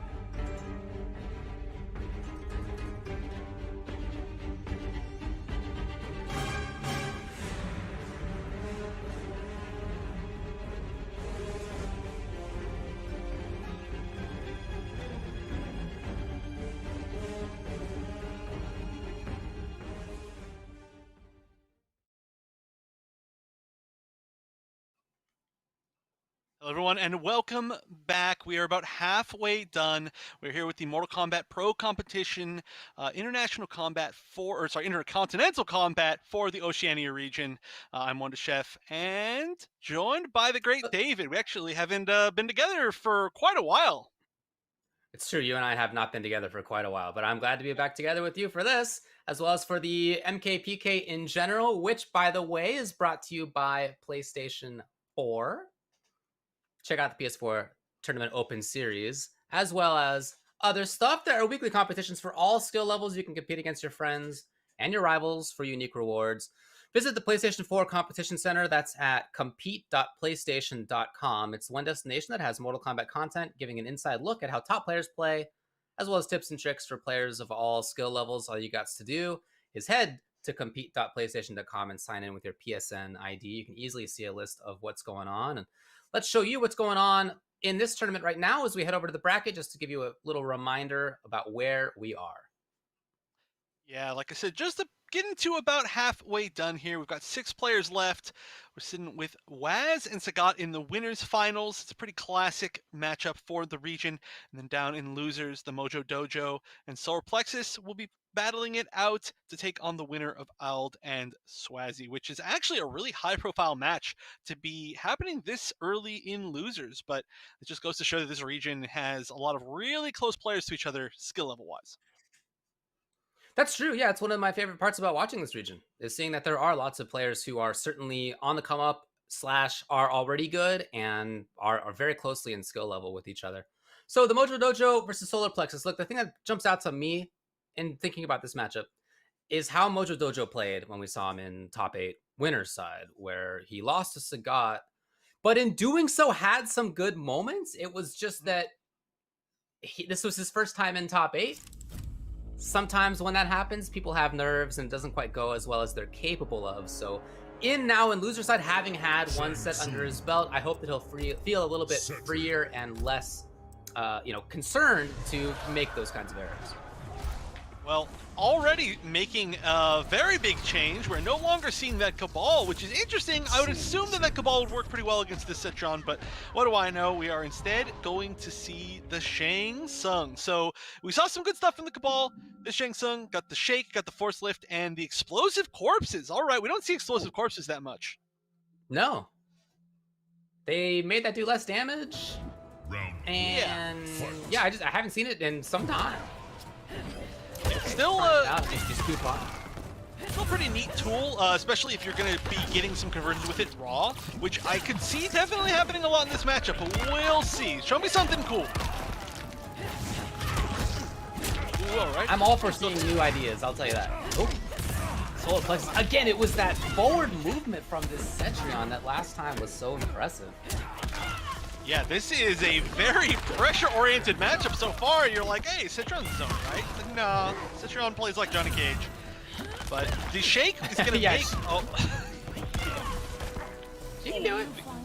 She can. She absolutely can. I mean, you know, I liken her a lot very commonly to Superman, where she controls a lot of the same like angles that he did in Injustice, has forward 2-3 breath essentially, but just has options for every single point in the match at every single point in the screen. Well, here's the spot nobody wants to be in. Oh wow, on the hop read. Mojo Jojo's still here. Chooses to back off. Here's the big opportunity. No! Oh! It was just a little funky there for the 1-1. Combo drops have been a big issue for Mojo Dojo so far. Oh, I like that, but that is a pretty safe option. But of course, then if they start throwing a lot of air rocks, then you just get the dash in for free. That's the mix-up there. Ooh, very clever from Mojo Dojo. But again, wow, no, didn't block the whole string. So if I just back and forth, trying to duck under, which is possible. All right, here begins the pressure. Nice, using that amazing movement that Cetrion has. You don't even really need a wave dash with her. She just has good movement. She can absolutely kill. If there's something untoward from Mojo Dojo, he's got to be real cautious now. There is a fatal blow to contend with. Oh! Wow! And Earthquake can get under that. It just didn't. It just was not the right timing. Yeah, that was definitely the reads too. I mean, oh, again with the short hops over it. Oh, that's going to be a punish. That is a super long recovery move. Really good knowledge here. I mean, I would have to assume that this is a matchup that Mojo Jojo feels comfortable in, which is, oh, okay, the first raw lift of the day. I'm surprised we haven't seen more so far. But yeah, he has to be comfortable in this matchup. Otherwise, I don't think we would see him switch from the...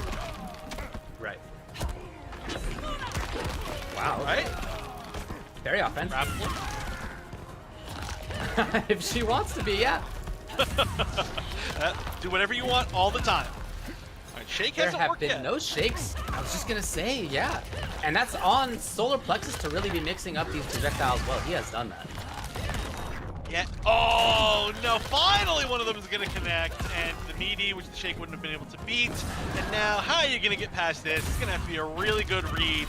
Oh, this is the start. This is the start. Oh no, could have maybe gotten a punish. Tried for the second jump. It didn't work out.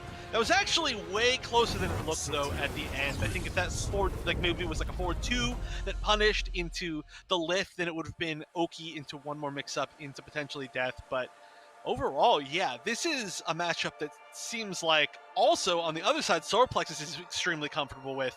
Knowing exactly at what point like the projectiles are going to be a little bit too close to react to, or when you can safely throw out the air straight boulder without getting punished. And one thing that I'd have to say is we didn't see the explosive corpses. We never saw that. Cabal. It was not in there. Zoe, he's just going to give up on it. Cetrion. Interesting. Again, I really like the timing of the projectiles from Cetrion. If you get predictable with them, then it's not that difficult for Shang to do this smoke and just get it in your face all of a sudden, right? But that never actually happened because Solar Plexus was playing so well. So I feel like that's a big reason to be using Shang in that matchup. If that's not going to work out, then go to maybe a character that he's more comfortable with, and he has slight gas and hook grab, which is the same variation we saw before. Yeah, I agree. I mean, a lot of other Cetrons might be a little bit more scared just from the fact that Smoke Shake is there, but clearly not Solar Plexus. So, oh no, I don't know what that was an attempt for, but definitely not going to be good. Luckily, not huge damage coming out of Cetrion. The big issue here is that now you have to take the chip. Oh no! It came down from the heavens mid-combo. That was crazy. Honestly, the angle on that the 2-1-3 3. is amazing. It's so good. Sure. Dude, We should the all fact be that the thankful. 3 is actually like hitting in the sky is wild. Yeah. Oh, we should be thankful no! it's not an actual standalone normal or special, or that would just be too much. But yep, the second blocked dash, I think we're seeing a few too many of those. I don't know if it's an accident or what, but regardless, it's just not working out. Well, might have had a chance on the whip punish there, but was a little bit too slow. We are unfortunately seeing from Mojo Dojo a lot of the same stuff that we saw last time. This was so good to get over the wind! Yeah, there And hit the whole combo as well. This is what we need to see. Yeah, I don't know if it's maybe just that one combo that you're going to need to just kind of get that momentum and that confidence back, but okay, here's another start. Too slow. Oh, instant air jump, you can wake up, that works. Oh no, that breakaway, why? That is all of your defense meter gone for nothing. Had to have been a mistake. Middle blow's available, that's gonna be really nice here.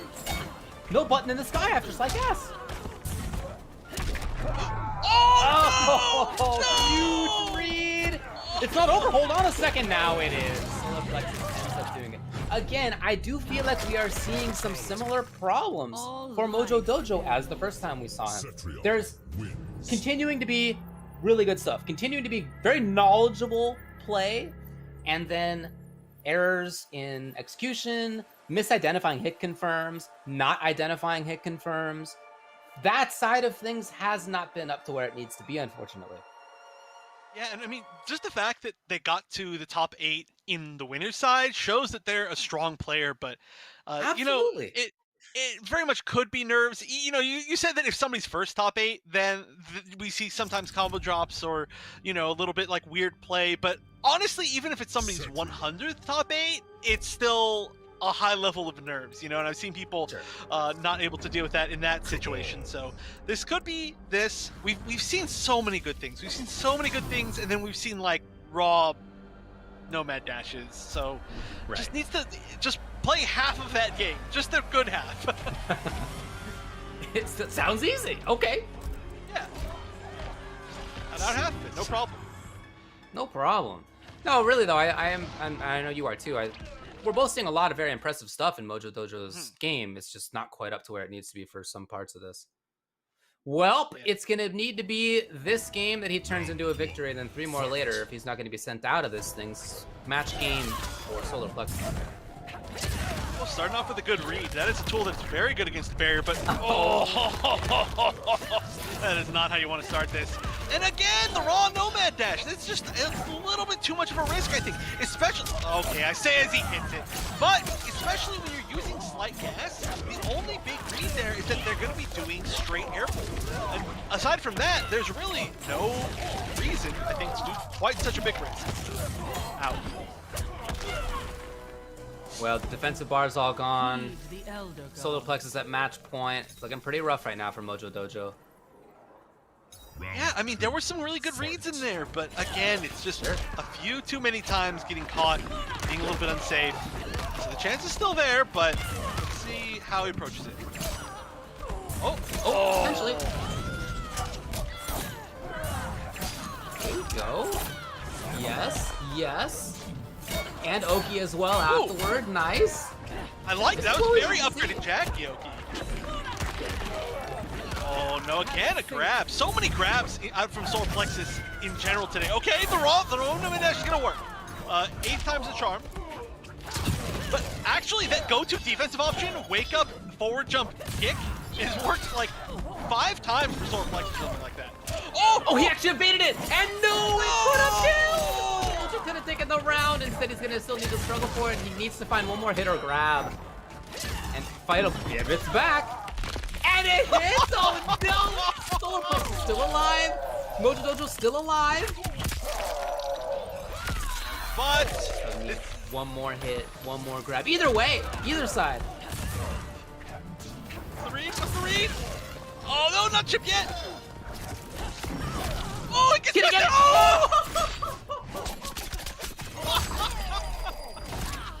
What evasion right there by Mojo Dojo. Chips are down, might as well just let it all run, and he got it.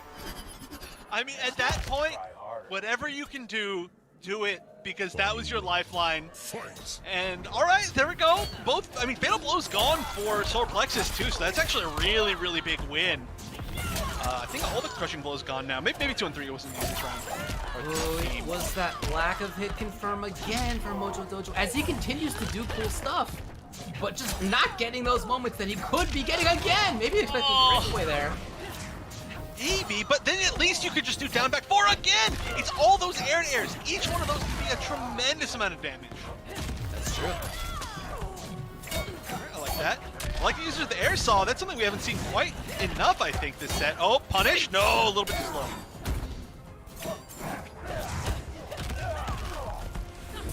They're a great adaptation by Solar Plexus to realize it wasn't going to reach. Yeah, that is coming into play a lot more and being very effective for Mojo Dojo. Oh, okay, he needs just a little bit more here. There it is, past the wall. Oh my God, Mojo Dojo takes it. Yeah, that was really scary on the actually. board.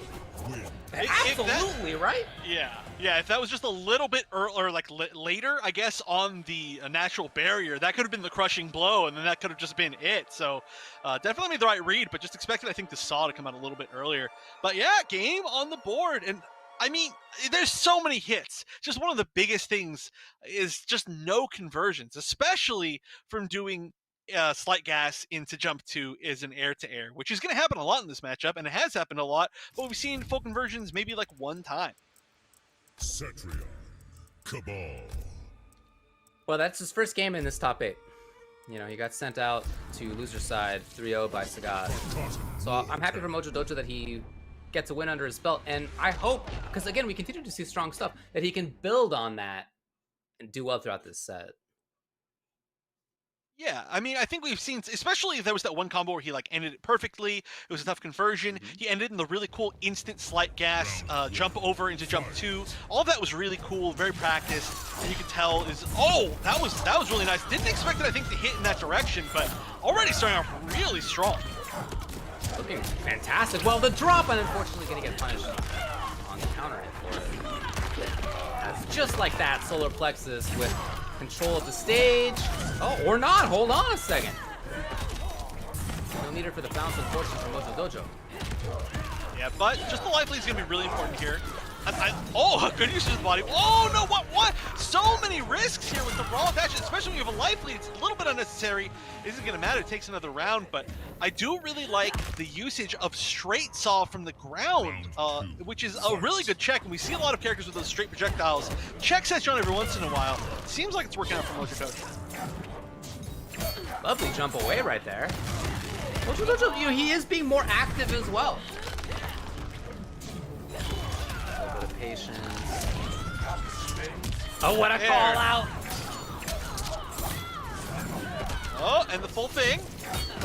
Oh, doesn't quite. A little bit earlier, that would have probably punished that weird. It must have been an attempt to wake up 3, but just got standing 3, which could have been bad.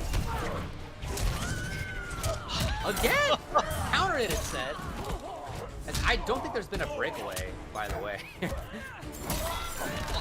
Honestly, it seems like Solar Plexus is getting a little bit flustered here. Oh no, that should be it. Just gotta do the combo you've done 1,000 times. Nice work. Mojo Dojo evens it up 2 games to 2. Yeah, looking a lot better there. Landing a lot more of the combos. I like that. Definitely going for the safest option right there. Would have, of course, beat the breakaway with the armor breaking down back 4. So it's guaranteed as a kill. But yeah, it seems like Solar Plexus maybe is playing a little bit flustered, getting hit by a lot of these raw nomad dashes, like a lot of them, like 4 in that game. Getting hit by just a lot of like raw forward 2-2s. It's just whatever he was doing earlier, he needs to go back to that. And there really haven't been a whole lot of grabs from Cabal, so I'm not sure what the full fear is. Well, I don't know that there's been a big change in playstyle. I think for me the biggest change is that Mojo Dojo hit the combos. Right? He has been finding hits even in games number 1 and 2. He'd been finding hits. He just hadn't been converting them into significant damage, and in that game he did. Yeah, and almost even more important than the damage is the Oki. You know, dropping that Oki means that Cetrion gets to backdash on Wake Up and then do whatever she wants, play the Cetrion game, but you can keep her playing the Cabal game a little bit more. Gets Oki off of pretty much all of his enders.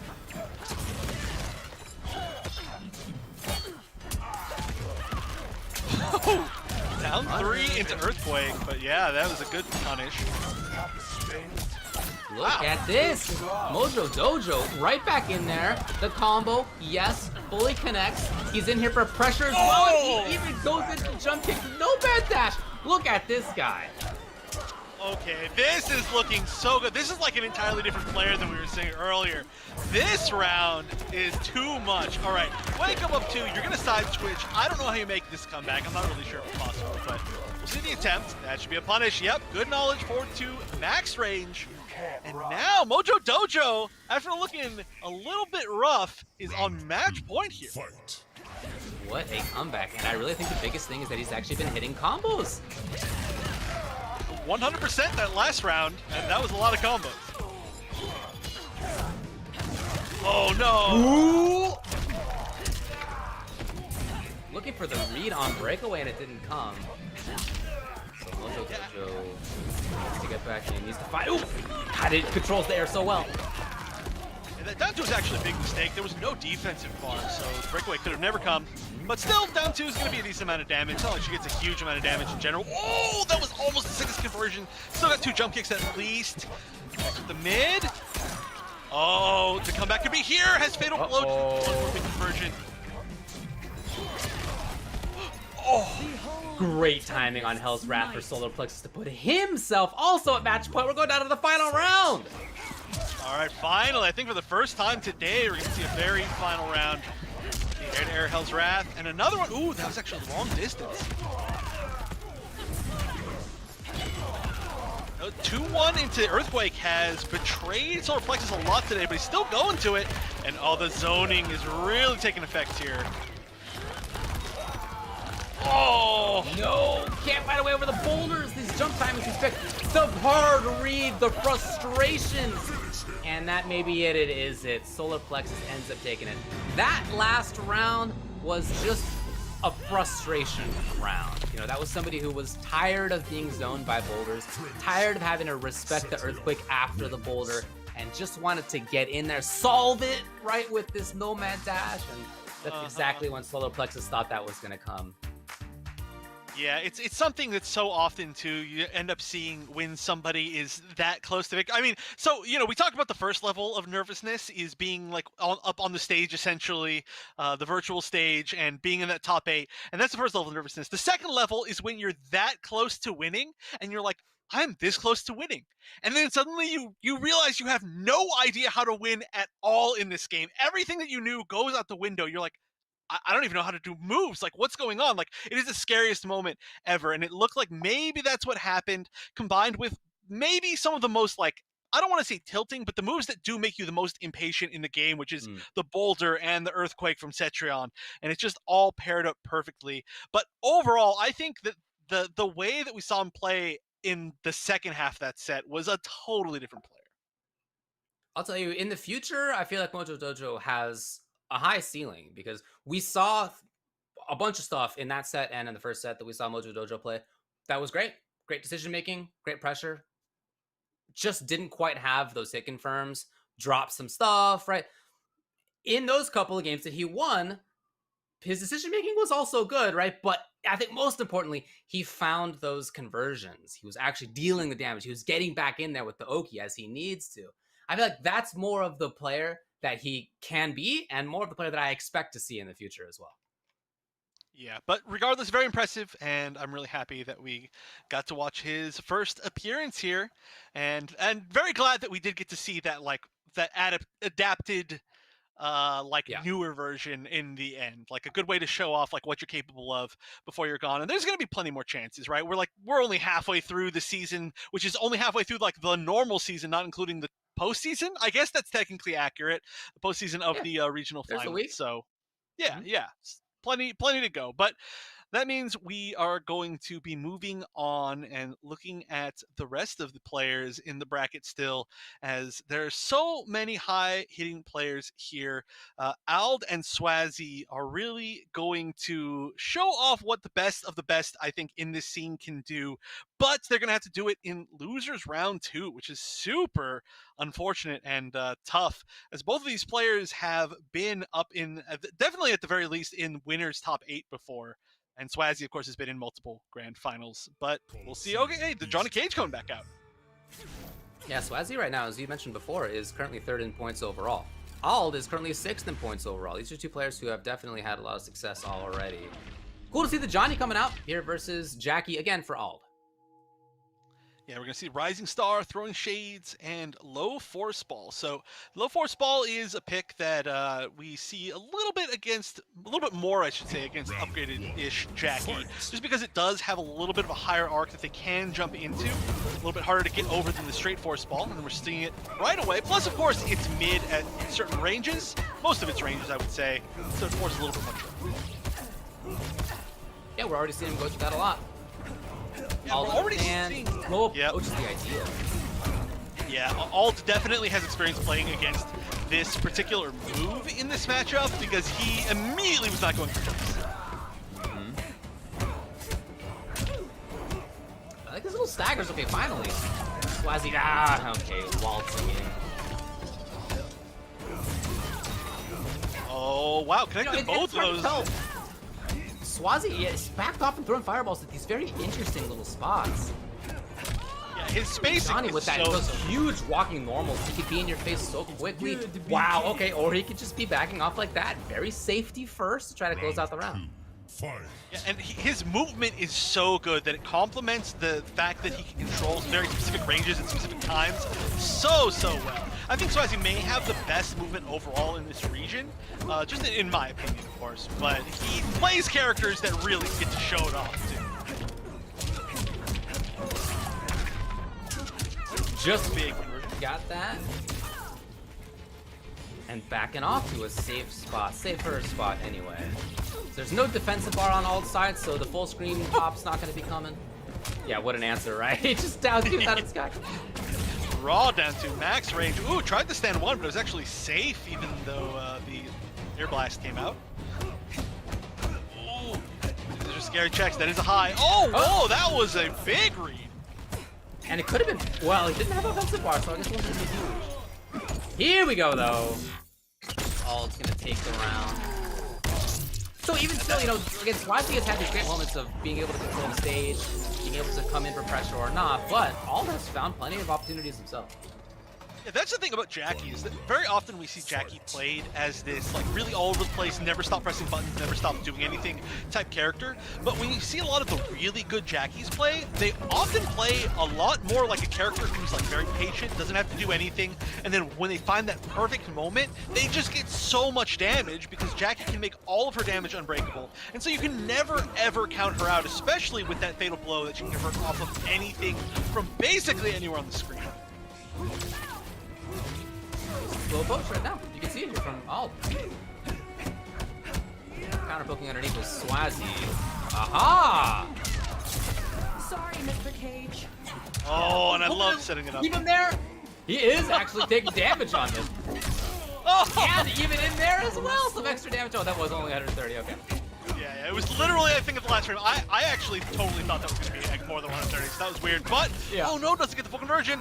Oh, but he's standing in it! He's standing in it! Daring! Can't do anything. There it is. Hurley! He died first! No! That was the only question. Was he gonna go to the video fast enough to not get chipped out? He did. He did. The cinematic actually saved him right there. Swazi taking game number 1. Yeah, for anybody out there who doesn't know what just happened right there, anything that you go into a cinematic for, like Crushing Blow, like Fatal Blow, it gets rid of any objects on the screen. So if there's going to be, like, for instance, the plasma there, or the old, like, let's say, like, ice trap from Sub-Zero, anything that's on the screen that's chilling there, it is completely gone. And so the damage stopped happening as soon as it went into that animation. If it had been just a few frames longer, it would have been enough damage over time to guarantee that kill. But instead, just barely, Swazzy manages to pull it out in the first game. Sea of blood. It's a close one. Really good match. Just about as close as you could possibly get, actually. Seriously, yeah. Yeah, I wouldn't be surprised if this one went the distance, but clearly these two players have a lot of experience against each other. I think Ald is looking a lot more comfortable against Swazzy than he did against Waz, not just in like a player-to-player like situation, but in like a character matchup situation. Fight. These are two players from countries. This is Australia versus New Zealand, but I'm sure they do play against each other a lot, yeah. Perfect space forward 3, and the full conversion, unbreakable up to that point. I mean, okay, you break away, you only took like 330 damage. Is that even really worth the breakaway at that point? Had enough score. Ooh, got over his head. Not sure that was intentional. Movement right there. Oh, both backing up. getting a little crazy. Getting a little crazy. They need a cooldown right there. Right. Hard read. And the sunglasses. That's something we didn't see last game. Oh, but Dane's the jump to it. Love that combo. So cool. Is that enough damage? Is that enough damage? You had to ask the question. Oh, okay. That was a rhetorical question. Sorry. That was like Indeed. is that Indeed. enough? Does he need that much? Yeah. Is that it was gonna important. kill? Yeah, for sure, for sure. That was, yeah, it's definitely. I just assumed even at like 100% life that combo's gonna kill. Any sort of crushing shades combo. That combo does about 2/3 of Jackie's life in total. Yeah, seriously, it's ridiculous. But speaking of like a lot of damage, it's just a lot of little bits of damage so far here from Ald, but chance here for Swazzy. Back in the corner. Ooh, maybe could have shadow kicked. AV, he's in here though. If he finds one, maybe two more hits. Nope. Oh no! not Okay, this time. finally. I've been a little worried that Ald wants to close out rounds 3 times so far, including this one, with that goop. Finally it worked. The previous 2 have not worked. Yeah, it's tough when you're playing characters that can move in and out so quickly like Johnny Cage, when they don't just actually have to approach you too. They can just throw these arcing force balls and maybe even steal life back with them. Sorry, steal the life lead back with them, not literally. He's not Scarlet. But yeah, you can just see how scary they are in this matchup just right here. Little sign of frustration with the dash punch. And Swazzy goes right back to that situation of forcing all to do something. Manages to find a way in. First. Yeah. Manages to find a way in and find a way out. Been blocking it out, right? When Ald's been in, I feel like in this game, okay, the risk does pay off this time. But when Ald's been in, Swazzy doing what he's doing right now, blocking it out. Yeah, just noticing maybe there's not a lot of grabs. There's only been a few grabs so far, but oh no, finally presses the button at the wrong time and just immediately goes into the fatal blow. Now, the issue here is this is not going to kill, and her fatal blow doesn't actually give you Loki, so she can play the zoning game here. It's not going to be easy. Well, that's a way to get in, I guess. Okay, away. Ooh, Johnny needs to get out of there. He is on fire. Oh, it works. It works. It works. My criticism before, I was a little worried that Ald was going through this too much to try to solve the rounds. Actually did work in those final 2 to take the game.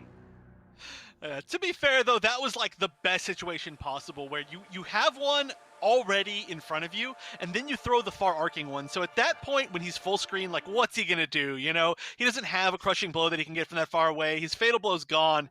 It's just like there's no chance, and that was a great recognition. One of the best things that Jackie can do, and you have to be super ready for those situations, because if you're not like 100% sure that you're gonna kill, we see exactly what happened earlier where Swazzy took the whole game. So I do like the Johnny pick a lot. No, I like Johnny pick a lot. You're totally right to say that he has that kind of ground mobility that makes it he can move in and out of goop on the ground. He doesn't need to be in it, like many characters kind of. She can control where you are, even if it's not zoning exactly. Like, you don't want to be standing in that. And if that's the spot where your character plays footsies, bummer. But Johnny doesn't need to be there. He could walk right up with these big buttons. He could be far away throwing arcing fireballs. So he's got a great character. Oh. Yeah, and that's exactly what he did right there, but unfortunately converted to the full string, and Jackie was airborne. So we saw a little bit of damage coming out, but it's starting to even up here. Now, Swazzy finding his way out of the corner. That's super important.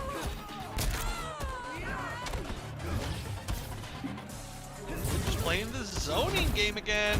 It's working out. I mean, it's so hard for Jackie to get over it. It's why we've seen those kind of like raw dash punches, but the big thing here is that Ald isn't falling for that like sweet, delicious bait of trying to just raw jump in. Definitely is super ready to just wait, be patient, throw it back to once you get close. Use, in fact, Jackie's own projectiles were extremely good.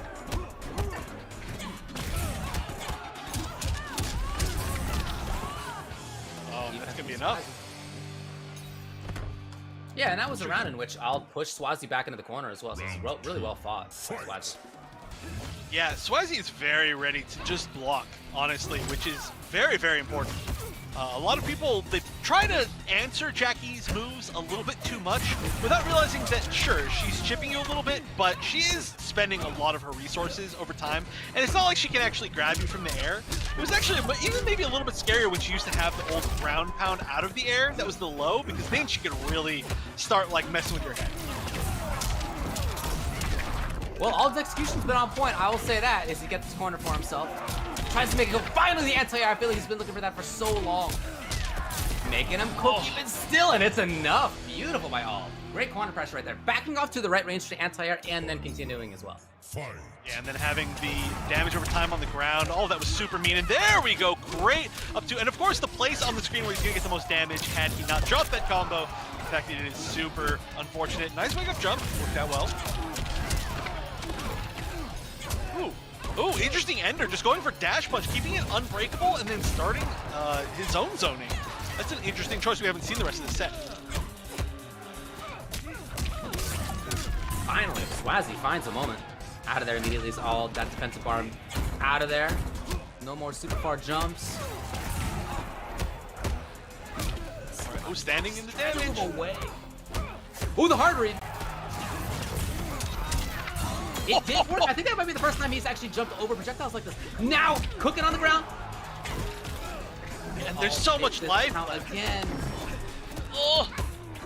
Fiddleball's gone! Fiddleball's gone! He actually is safe to throw out. Oh, never mind! It's like, oh yeah, you can guarantee yourself maybe the kill if you throw out a little bit of damage over time, or you can just make the super hard read and destroy his chin with your fist. Ald went through that a couple of times in that round. One of them got punished. The other one ends up saving the day. Well, I mean, it does work out decently often against Johnny Cage. You know, he doesn't often pressure you with mids, especially from that close and when there's not a whole lot of time left, because he doesn't have any fast mids. He actually has some of the slowest mids in the game. So a lot of times you're going to see like the 1-2-4 pressure or like a forward 3 right there, and all of those are just going to be down twoable into the big damage. Jackie Briggs, Johnny Cage. Nice work. I still don't expect the switch here. No need to, at least. Although, did he change variation? What do we got here? I think it's the same. Yeah, okay, it's the same. Yeah, it's the... Okay. I'm pretty sure. I mean, I don't know. I also never expect Jackies to change variations, even though I think it would be really cool, and I think there's a lot of reason to potentially do it. We don't ever see it. I mean, you know, for example, like, look right now, maybe the Bionic Bounce isn't really actually helping out that much. It's just been Ald's neutral, in my opinion, has been so strong. Yeah, a lot of this damage really has started from just step kick and that sort of stuff on the ground. Oh, really? And it got the KB? Wow, that was amazing. Yeah. So it's for everybody out there who doesn't know why. Oh, speaking of KBs, here's another one, 2 in a row. But it's because he ducked it and then stood up into the very last frames of it. So dash punch KB isn't actually how far it is when it hits, it's how late in the animation it is. So it was like an artificially late crush. Right. Super cool. Lovely little backdash right there into the whip punish from Swazzy, taking off his defensive bars. All getting a little bit impatient, maybe. Not gonna be enough. back two, but Swazi actually called it out with poking underneath. Interesting. Yeah, those Johnny Cage down pokes are pretty ridiculous. They low profile a lot. They're super fast. If he didn't have those, that would be pretty tough. And there's the conversion. He got that a little bit earlier. I think he missed it just slightly, but it's a really cool one to see. Ooh, that was close to not working. Oh, heads up.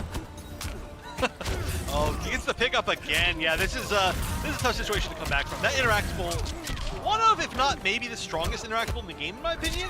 Gives characters a launching command grab tick throw. Yeah, that's pretty good. Yeah, yeah. All scheming a little bit here. And what I've noticed too, great job by Swazi, yeah, against the game. He has seen Ald walk up into that spot a lot. And then just try to block, wait, look for a fireball, or look for something to whiff punish or whatever. But Ald has been frozen almost at that spot. And so we have seen, as this set's gone on more and more, that Swazi jumps at that location and that Ald's not ready for it because that's not what he's looking for, right? He's expecting something to control on the ground, to react to on the ground, not the jump approach. Swazi's made that work as well. Yeah, it's like, well, I'm supposed to be like jumping at you. Like, what are you doing? Hold on, stop that. It's not your turn to jump. But yeah, it's true. I mean, especially when you're a character that's literally just all about like some of the best ground approaches in the entire game. It ends up getting a little bit weird, but here we go. Game 5. Like I said, not surprised at all this went to a Game 5. This is, in my opinion, the closest set that we've had all day. We did have that very final round set earlier today, but that was like a weird back and forth of like 2 wins, then 2 wins, and oh, the Sonya might be coming out. We saw a very impressive Sonya last month. My feeling is that Ald was a Sonya main until upgraded Jackie and then switched, because this looks like a year-long dedicated Sonya. So we'll see how it does now. Air Soaring General. What is Air Soaring General? It's her little like forward moving thing in the sky. I genuinely don't know really what that is, which is kind of sad, I guess. But hopefully I get to see in this set. But maybe not right now. Getting classic, the absolute classic in anti for the second ring. Every single game you will see that when Sonya's got this. Yeah, that crushing blow in general, you definitely, literally see every game, I think. Yeah, it's every game. Yeah, you just gotta budget for it in your life. Yeah, just start with less life. But yeah, this is a really weird zoning game between two characters who are not really known for zoning, however, are both clearly some of the best zoners in the game. Definitely, yeah. Oh, and, well, transfers buttons after that in. Wow. Oh, huh. Yeah, I don't know. Heavy read right there. Not maybe the best. Heavy read, yeah. Yeah, maybe looking for a grab specifically, I don't know. Oh yeah, that would time with the low. Right, mixing up the options pretty well.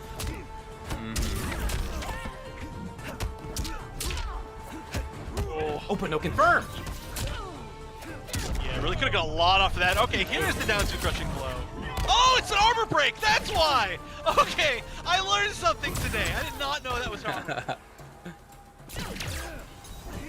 Good usage of it.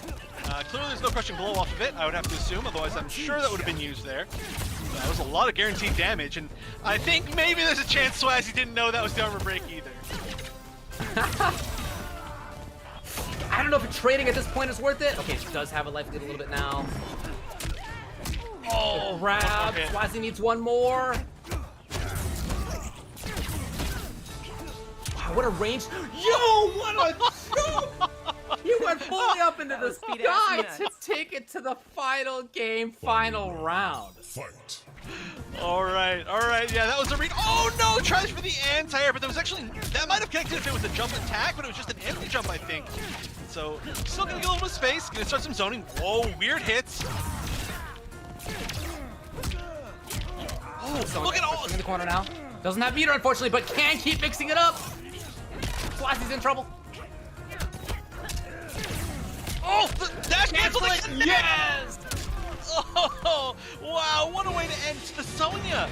The Sonya worked out, and look at that. That was the first opportunity to dash cancel, and didn't even go for the easy one, the standing one.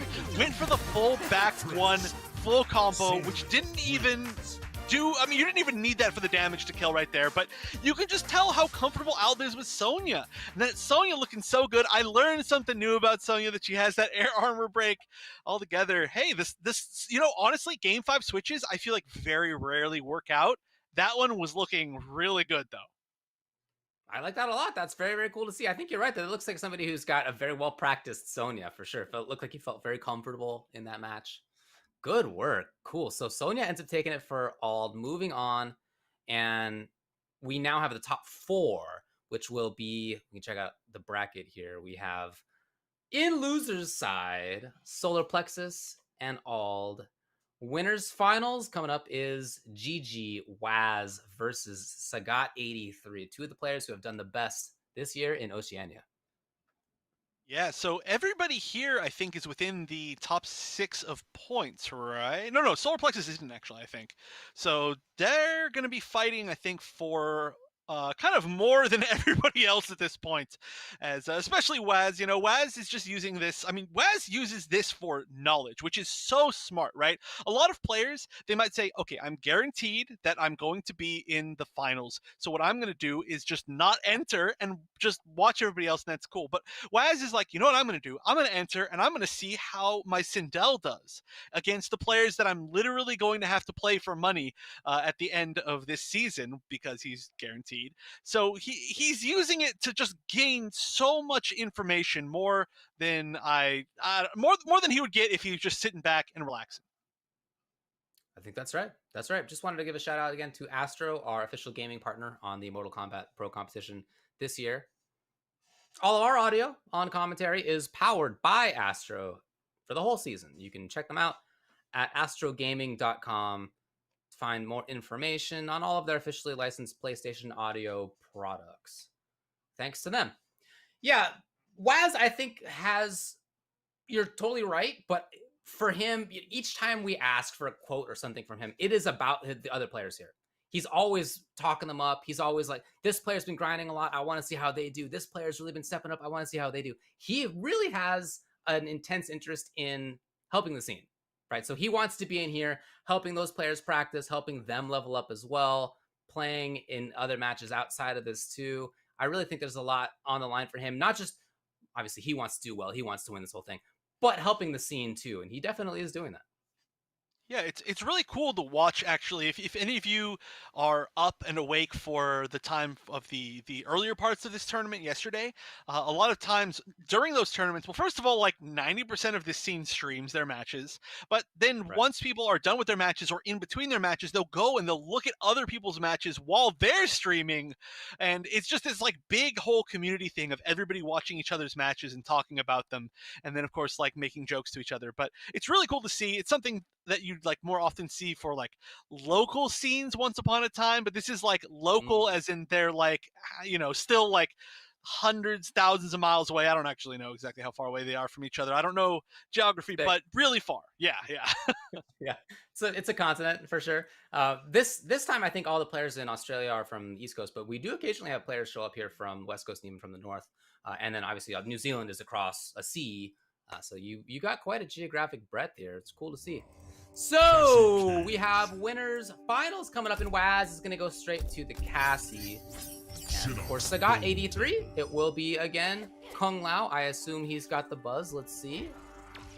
He has used different variations before, so he is going to go for the buzzsaw, but he has used the Lotus Fist variation. I think that's what it's called, right? I always mess up the names, but he has used the Orbiting Hat variation before, and I think I'm even up against Waz. But right now, this is a more fun one to watch, in my opinion, so I'm glad we see it. Yeah, I really like watching it for sure. Ooh, what a punish. That was gorgeous.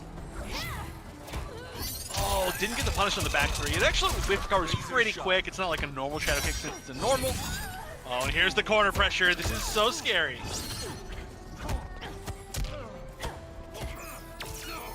Not that scary. I'm always impressed at Waz's ability to play strike throw with this character. Well, really with any character that he uses. But, you know, it's not like you're worried about big time damage or big low overhead mix-up with this character. And yet he really makes her mix-up work out when he needs to. I mean, really, that's kind of all of his characters, right? I mean, you look at like Jade, totally. you look at Cassie and Sindel and Cabal. None of them are gonna mix you up. Oh, and the conversion. I don't know if that's enough. I'm not gonna make this call. Oh, that You was. could have. Okay. That's a hard one to tell, you know? Like, who knows the scaling from the flying kick? Like, the only time you ever see it is in the combo with the Fatal Blow, so it's a weird one. But it was, yeah, it was more than enough. Good knowledge. So escape failed on the deck here for Sagat. Yeah, I'm telling you. I mean, look, she's got great mids. Like, I don't want to make it seem like, how's he making it work with Cassie? But he does, he also does make it work. It's good. Yeah, I think one of the biggest things is that he uses the like space control and movement to his advantage in those mix-up games. Like he'll often back up and then dash forward and then grab, right? Or he'll walk up to you and then meet you. And it's not like just a normal strike throw where you're just like, okay, I'm clearly guessing here. Sometimes I think you don't even know that you're guessing the strike throw mix-up because he's just that good at like being in the right place at the right time. And for Waz, always, it's about more than that. It's his stage control.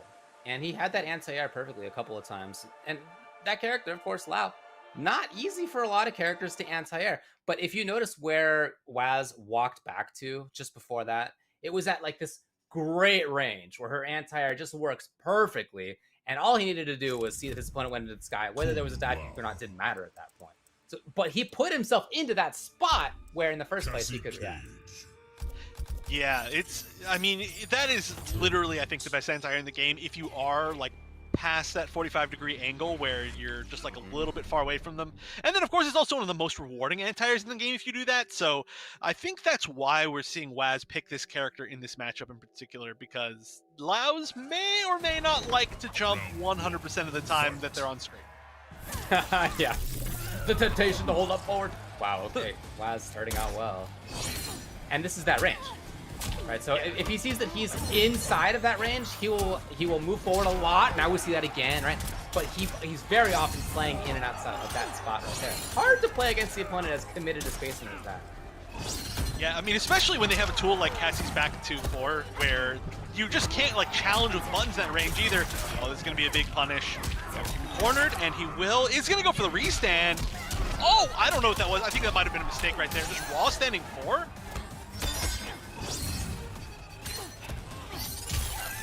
Oh, Waz just patient. Okay, it was cool from Sagat. He's got another chance to corner pressure. That was the most intimidating walk-up I've ever seen in my entire life. Oh, yo, wow. Is this a repeat? It's deja vu. I think this one will hit. I'm pretty confident. Are you sure? Oh, yeah. Round 2. Like how she goes all the way up into the sky and then like drops back down instantly. Oh, that was a beautiful whiff punish on the down 3, but a not so great conversion. That's a pretty tough one to hit with standing 4. Okay, getting tricky here is Sagat 83. He's got the corner exactly where Buzz wants to be. Does not have meter though. Not gonna be quite as deadly. Escape failed out of the corner. Yes. Waz of course looking to stay in the corner there. Sagat's in. Oh, doesn't quite get a full conversion, but it's gonna be so tough to make this comeback, especially since Fatal Blow is already gone. And yeah, it's just gonna get hit with the Buzzsaw. Buzzsaw, you know, aside from the fact that it's one of the best pressure tools, it's also just one of the best projectiles. You really have to respect it, yeah. Yeah. Once it gets going anyway. Yeah, but it comes out pretty quickly, and you also have to guess whether or not he's gonna amplify it. And there it is. A lot of times you'll see somebody try to jump over it, and then they'll amplify it instead, and then they land in it and give him a full combo. Yeah, this trading is actually working out on Sagat's side. When he went in, Waz actually took advantage. Okay. Not for a ton of damage though, as his her wand. Sagat using it to move forward, didn't expect to hit. He just didn't think it was gonna happen. Oh, okay. Oh, wait, cash out? No, KB, yeah, you got it. You got it at this point. All right, now huge life lead. Well, not huge, but important life lead. Big life lead. Oh! This is so relevant, and he gets the grab. Waz is just hoping to block it out. Sagat evens it up 1-1. Again, Waz has won this every single week so far. Sagat trying to shut that down. That was the greatest stagger. Just like slow, patient walk up. The way that Sagat, first of all, moves up after the amplified hat is sitting there is like the most intimidating, sickest looking thing I've ever seen. But then he just walked up and he's like, forward one, grab. Like, just so much confidence in the exchanges there, especially in such a scary situation where guessing wrong there is just literally death. So I'm impressed, but I'm not surprised is the way I should put it. Sagat is, like I said, a very historied player in the scene and does well pretty confidently. Doing it again this week. Looking good. But I don't think we saw...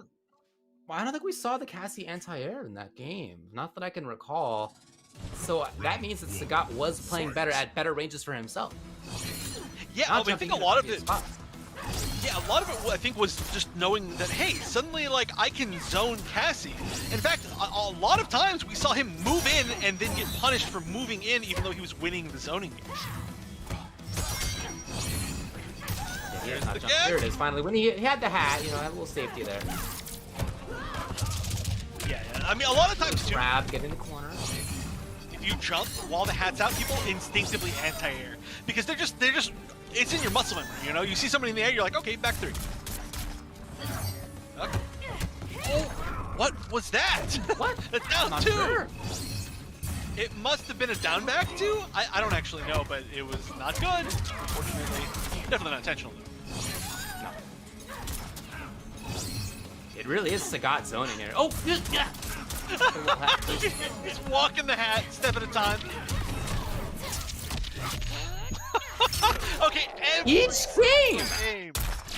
Yes, it happens again. Was down in life, manages to make the comeback by waltzing up and getting the combo. Round 2. Yeah, almost the same exact combo each time too. We should just start these games, or start these games at 1 round up for Waz and just take away his. Yeah.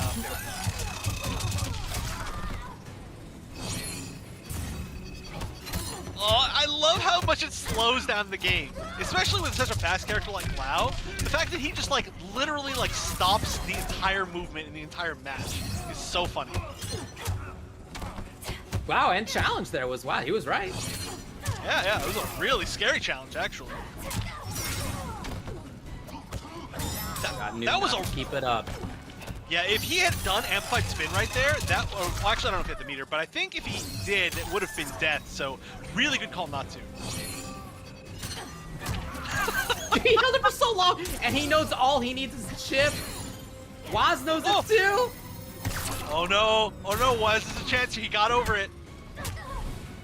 Oh, down 4, good call. That's not a normal he's been using very often, so just saving it for that perfect situation where it was just enough to kind of trip up Cassie. Damage is really working out for Sagat. Yes, these traits slightly more for him. Of course, Waz has less life anyway. I don't know if that teleport was intentional, but if it was, he made the read at the perfectly wrong time. No blow available, but... Oop! Right. Okay, Sagat's got the corner. He can be very dangerous here. Yes, the grab comes. He needs maybe 2 hits.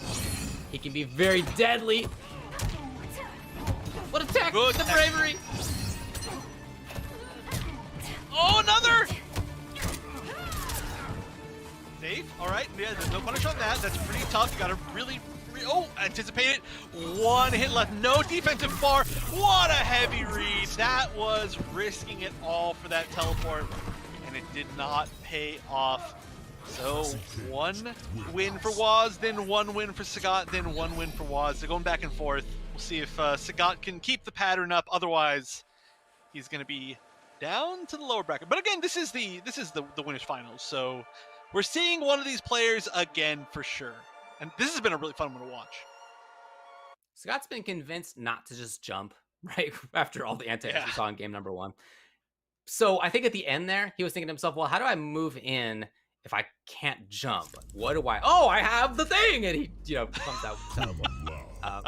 But you could see Waz was not having any of it. He was just playing patiently, expecting some kind of commitment from Sagat. That's exactly what came. So great read by Waz, who in that game, he was tired of getting zoned, it seemed to me. He was much more focused about moving forward. That's how I felt about how he played in that game, and it seemed to work.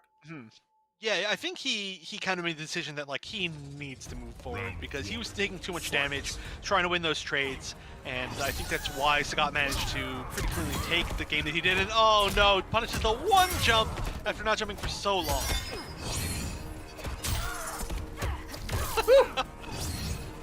Okay, so the nice thing there is that it's really hard to like avoid that grab, but the grab doesn't do as much damage as normal. It only does that 80 that you got to see right there because it interrupts the animation.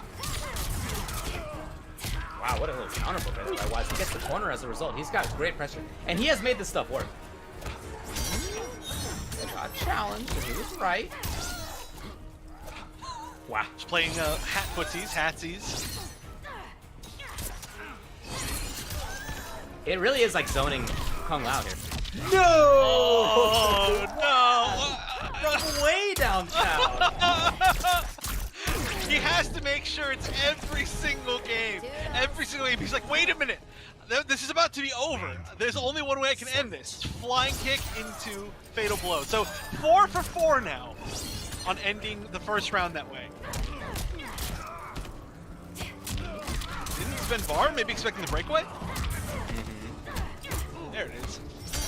Well, Waz is cool with that now. He's got himself so close to what's going on. He ducked. Okay, Waz in complete control with that huge life lead. Oh, even ending the full 4-2-1 string. This is gonna have to be. Oh, what? What kind of unnecessary flexing anti-air is the down 2 when you have literally like 5 better anti-airs because casting is the anti-air god. But wow, I haven't seen this fatality in a long time. One of the best in the game. Fatality. IMO. Cassie Cage wins. Nice work by Waz. He continues to look great. Again, he's won it every week. He puts himself in the grand finals yet again. This time 3-1 over Sagat. It's really cool to see how it felt. I mean, they played each other, right? But it was still nevertheless cool to see Sagat play in a certain way and then feel like Waz was adapting as they were playing. That he was pressuring more when he needed to. When he recognized that Sagat was going to try to jump in, Waz jumped. He walked backwards looking for the anti-air. And even, you were right, you said this earlier, that it felt like Sagat didn't jump for a couple of games. And then when he finally did, even still, Waz was ready. It's hard to play that way. It's hard to be so ready for something that isn't happening for games at a time and yet still be there. But he was.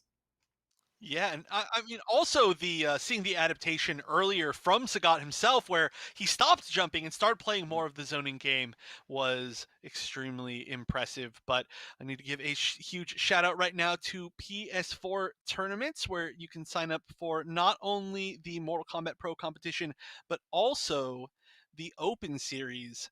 And the PS4 tournaments are weekly competitions for all skill levels. You can compete against your friends and rivals for rewards, nice rewards. Some of these players are playing for points today in particular.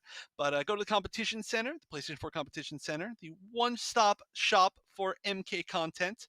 And all you have to do is go to compete.playstation.com, sign in with your PSN, and everything else is straight from the PlayStation.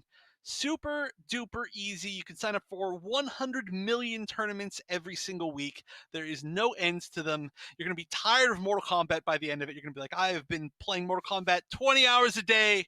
I need a nap. But for the meantime, you get to watch a ton of sick games instead. Well, we got another one coming up. Check out the bracket for you. Remind you where we are in this top 8 for Oceania week number 5. Loser semifinals will be Solar Plexus versus Ald.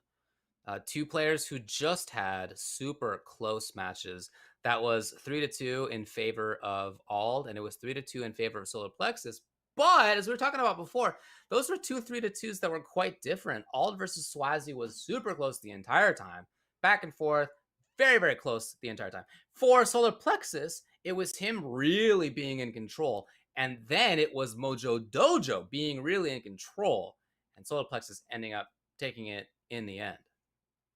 Yeah, in an extremely strong fashion too, just for that very final round. Yeah. But the other really interesting thing about this matchup is that this region doesn't have a whole lot of the, I guess, perceived like current top tiers. But this is the first time that we're going to see the very common matchup of, well, we probably are going to see the common matchup of Cetrion against Jackie that we've seen in a whole lot of other regions, a whole lot, but with kind of the regional flair here where both of these players they do extremely well constantly, but they have their own specific styles. You're talking a lot about Solar Plexus's like ability to move forward, and I think has some of the best grabs actually of any Citron that I've ever seen. I feel like Solar Plexus in like one game lands more grabs than anybody else has landed in like all the rest of this tournament combined. So we'll see if we can see that against a character that's as mobile as new upgraded-ish Jackie. But we've also seen like the ability to adapt and change playstyles when we saw Ald go up against Swazi in that like slower paced match against Johnny Cage. So it's hard to know what's going to happen. We've been talking as well about how the players who are not in first place in this region are really, really close together, very jumbled. And Ald is currently 6th in points. So, he's doing pretty well. You want to end up in top 8. Solar Plexus is outside of that. He's currently 13th with 160. But just for your comparison, right, Ald is 6th with 350. So if Solar Plexus just doubles his points, that is to say, if he gets top 3 or top 2 or whatever, he's going to have 230, 260 points, if I recall correctly. He's going to get that amount. Now, Ald's also getting points, but it's just to show you that there are so many players who are so closely jumbled in terms of where they could end up within that top 8 if they end up in there, or being just outside of it as well. So each of these matches is a really big fight. Yeah. Also, we're only halfway through the season, so there's still so much that can happen.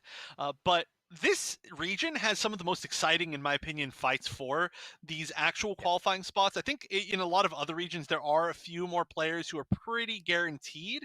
And so there's only a few spots and only a few people who are maybe like in the running for those spots. But here it's like everybody.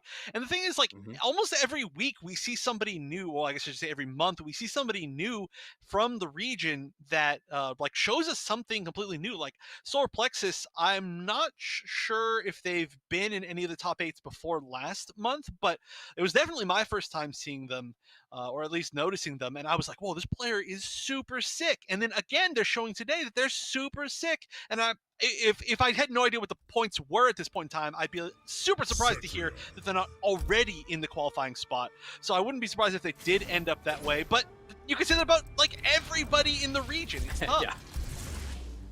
Absolutely, it's cool. It is a lot of fun to watch. This is one of my favorite regions to watch.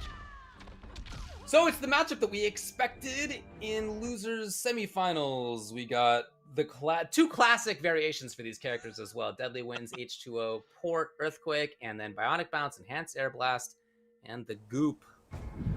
The Goop. Cannot outdo the Goo. But yeah, I really want to see some people try some different variations with both of these characters, but that's for another time. It's a discussion for right now. We are seeing somewhat of the classic, which is funny because, like I said, this is the first time in this bracket that we're seeing it. We don't see a whole lot of them in this region, but we have seen some pretty good answers for both of them in this region. Right now, though, this Jackie Pressure doesn't seem like it has a great answer. Oh, never mind. That's a perfect answer. Okay. Yeah. What if you had an armored escape from the corner? Pretty good. But that said, right back into it and setting up the Goop as well. Okay, what if you had a teleport? Pretty good as well. Oh, no. Well, you know, I mean, it got out of the corner, which is really the important thing there. That's like the really big win there. So a lot of times in Mortal Kombat, you just have to take your small wins, even if you're going to lose, right? It's like resource management and screen control, because it has the unique like factor of staying where you are at the end. Oh, the super close anti-air. That is one of the scariest tools. Almost came out again, not quite. I was there first. Landing the conversion. Oh, good tech. Oh, that was a beautiful dash punch whip punish. That was so perfectly timed. That's a really active move too, so that is very easy to accidentally run into. And oh boy. You were talking about all the grabs at a Solar Plexus. Well, all this specifically scoping him out there, as well as earlier. We saw him go for the tech. He is looking for it. He's got the hit confirm. All is going to take game number 1. Yeah, two separate times punishing these attempts at grabs, and definitely has an idea that, especially from this particular range, Solarplexus is really into dashing up and grabbing, and that can just cost everything. Never count out Jackie. It was a pretty big life deficit, but managed to make it all the way back. And so now we're gonna have to see if there's some adaptation. I don't know if it's like dash up and just do something else, dash up down one barrier or something, but so far the grabs seem red. Yeah, I don't think we've seen forward two that much, right? I think it's mostly been, if there's a dash up, it feels like it's dash up grab.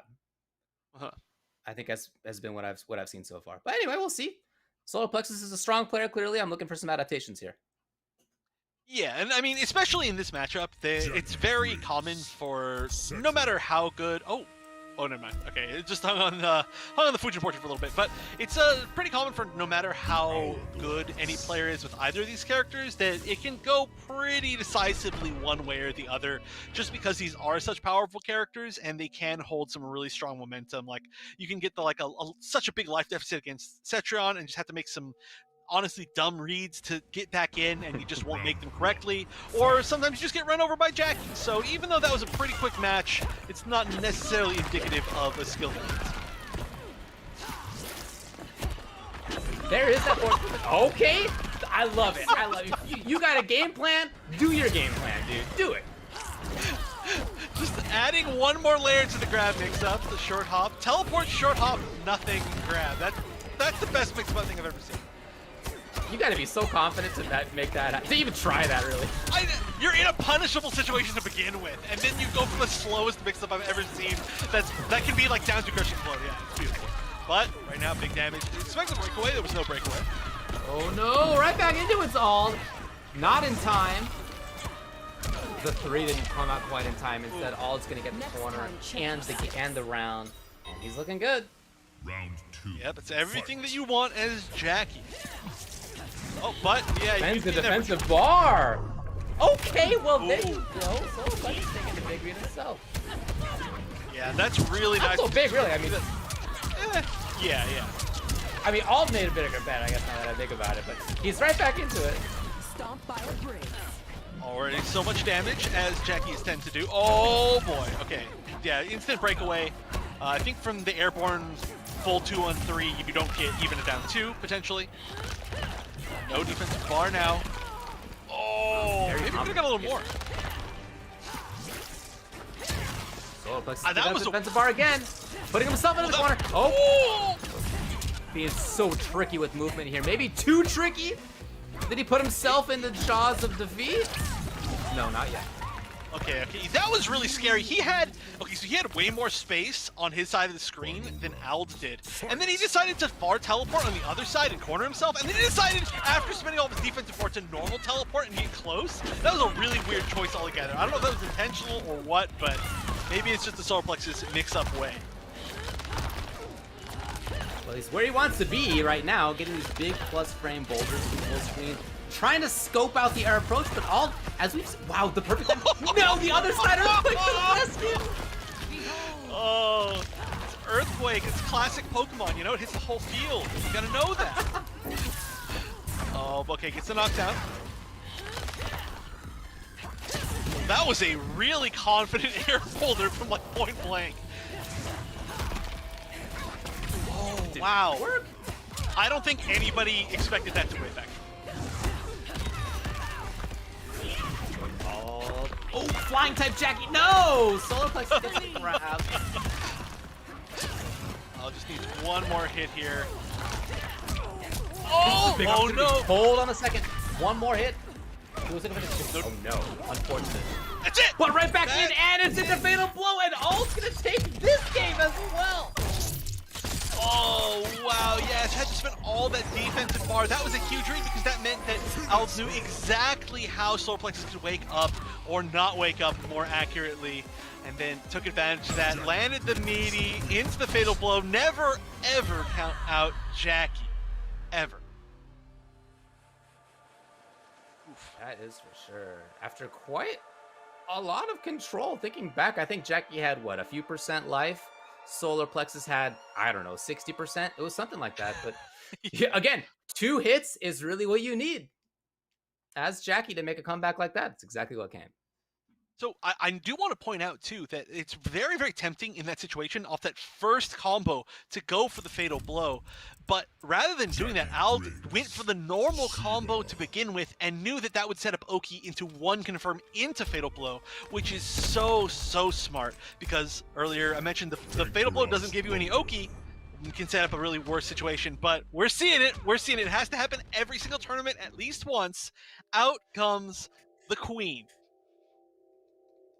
Enhanced drag and drop naturally. We got Queen's Punishment as well. Battle Scar. Is that the launch? I don't remember what that one is offhand.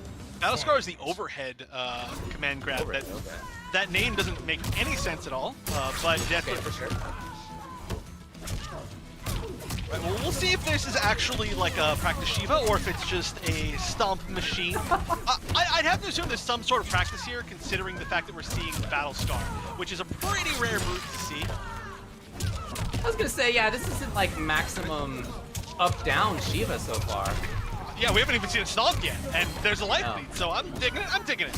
All right. Keep going to this though, taking the risk each time. Oh, come on, you're not gonna stomp from this far away? Oh, the perfect time! Oh no, that was just a normal stomp. I think that would have connected, but there's a chance here. Fatal blow, especially. Oh no, Persian! No! Oh, that's unfortunate. Internet to the rescue! Yeah, I'll say, all still in. Oh, the red grab! Yes! What a good read! What a good read. Okay, so I'm sorry. As soon as I saw Solar Plexus choose Shiva, I was like, all right, another stomp Shiva that's gonna lose. But this is clearly an actual Shiva, so I'm really happy about that. And I love seeing the double mix Shiva. Yes, we're seeing all the mix-ups in the world. Okay, I love this. Yeah, I know some Shiva players who are like mad that there's Shivas out there who are just succeeding with down up, you know, it bugs them. This is a legit Shiva though. Oh, that was definitely an input error, but oh, what? That must have been an input error also. Double input errors, so everything evens out. Oh, nice Christian. Yo. Sometimes you guess right every time. Oh, I love it. It's so good, and the stomp is gonna do it. Oh, and the brutal. Okay, so yeah. So the whole thing for me, I've said this before, but I hate watching the stomp-only Shivas because oftentimes they just lose. Because the good players are good for a reason, and they know how to get around Shivas that only stomp, right? The risk reward is actually not like good. It's just good if you're really good at using stuff in general. So I'm a big Shiva fan personally, and I love watching good Shivas, so I hate watching Shivas that are just trying to gimmick out a win, essentially. But it doesn't work. This, though, I love seeing it. This is like literally the upgraded version of the third variation Shiva that came out originally, where you get the high-low mix-ups off of everything, but with the stomp also. I am super digging it. I'm a fan. I like watching Shiva regardless. I like watching stomp Shivas myself. I like playing against it. I think it's fun. If somebody's willing to take those risks all the time, it's cool. Let's play the video game. But this is definitely cool to see as well. Yeah, I mean, I don't mind watching stomp Shivas, but I don't like watching the desperation pick Shivas that don't work. Yeah. That gets a little tiring personally. But if you're like a dedicated stomp Shiva, then sure, yeah, like that's fine. You know, if you can make it work. But yeah, right now we're seeing a totally different type of Shiva. And I'm such a big Shiva fan. The character has so much to offer, honestly. She has like 7 different custom moves that work out really well, but we don't see them all. Ooh, good stuff. 180. Beautiful 180 on that. Very nice.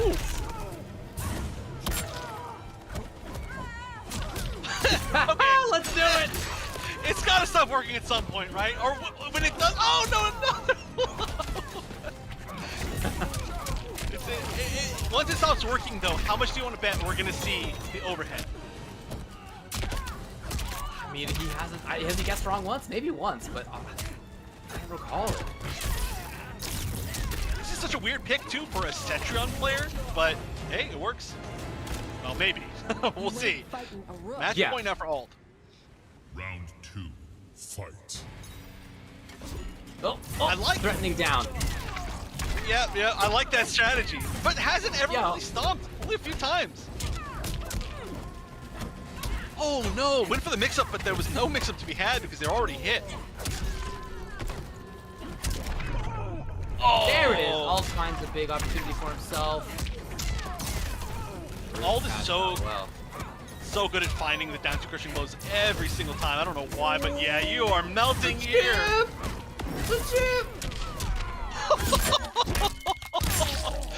Fatal blow in between the string.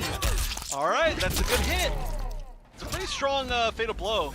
Doesn't give you Oki though, but stomp might work. Stomp might work. No! Oh, and actually, the big thing that spelled doom there, I think, was the fact that so many of those stomps were steered. If that was just normal drag and drop, they would have hit. I think if he just not held forward, then that would have worked. But okay, I enjoyed seeing the Shiva, but in the end, it was only able to take one.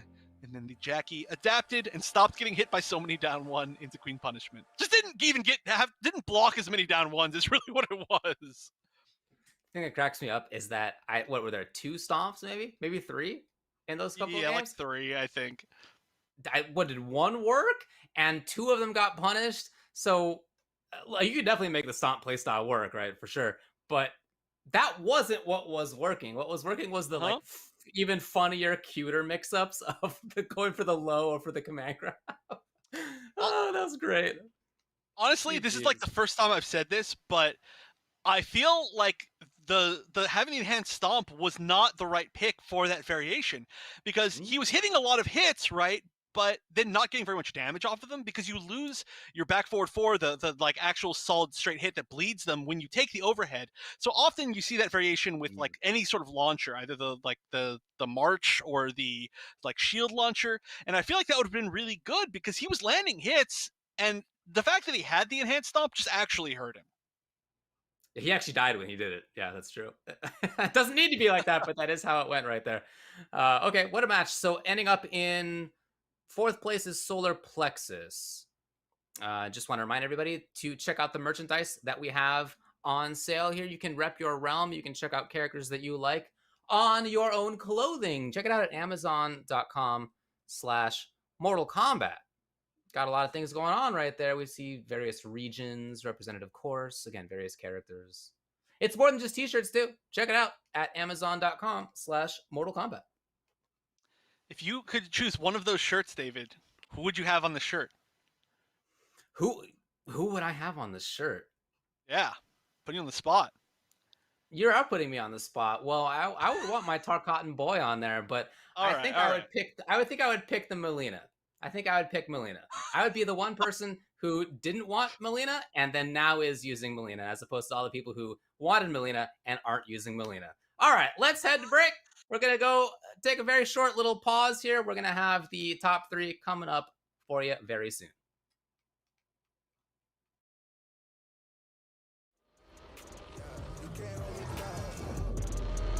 Yeah, how you like me now? You won't be there out of car. Looks like bling.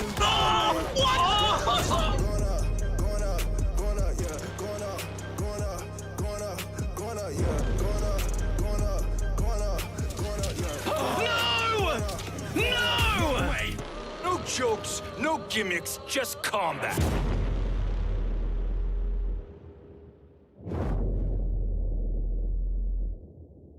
PlayStation.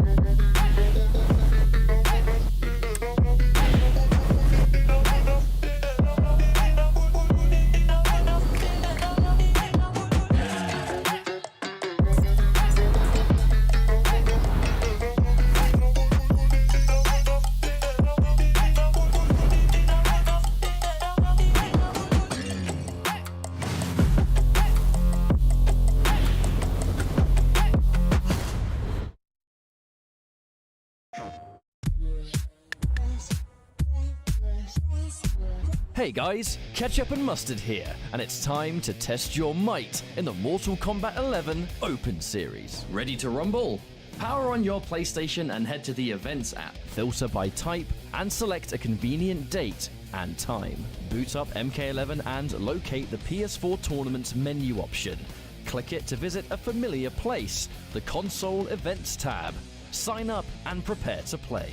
Once registered, you can view your tournament details and check-in time. A notification will remind you to tighten your black belt and get over here for your match. Continue combat in the open qualifiers to close in on the competition. Thank you for watching, and we'll see you in the tournaments.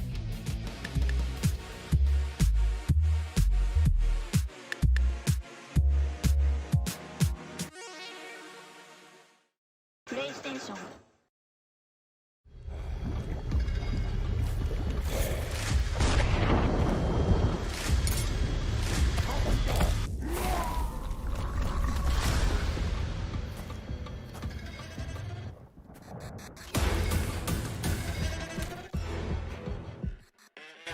Who are you?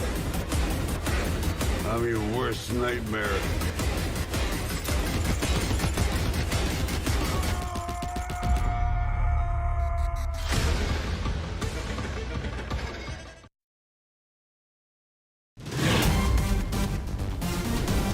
Any ring I step into is mine.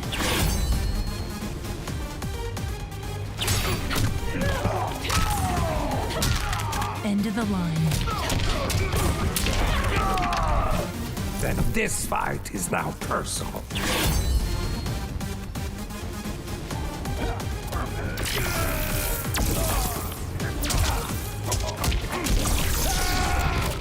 It is exhausting being so perfect.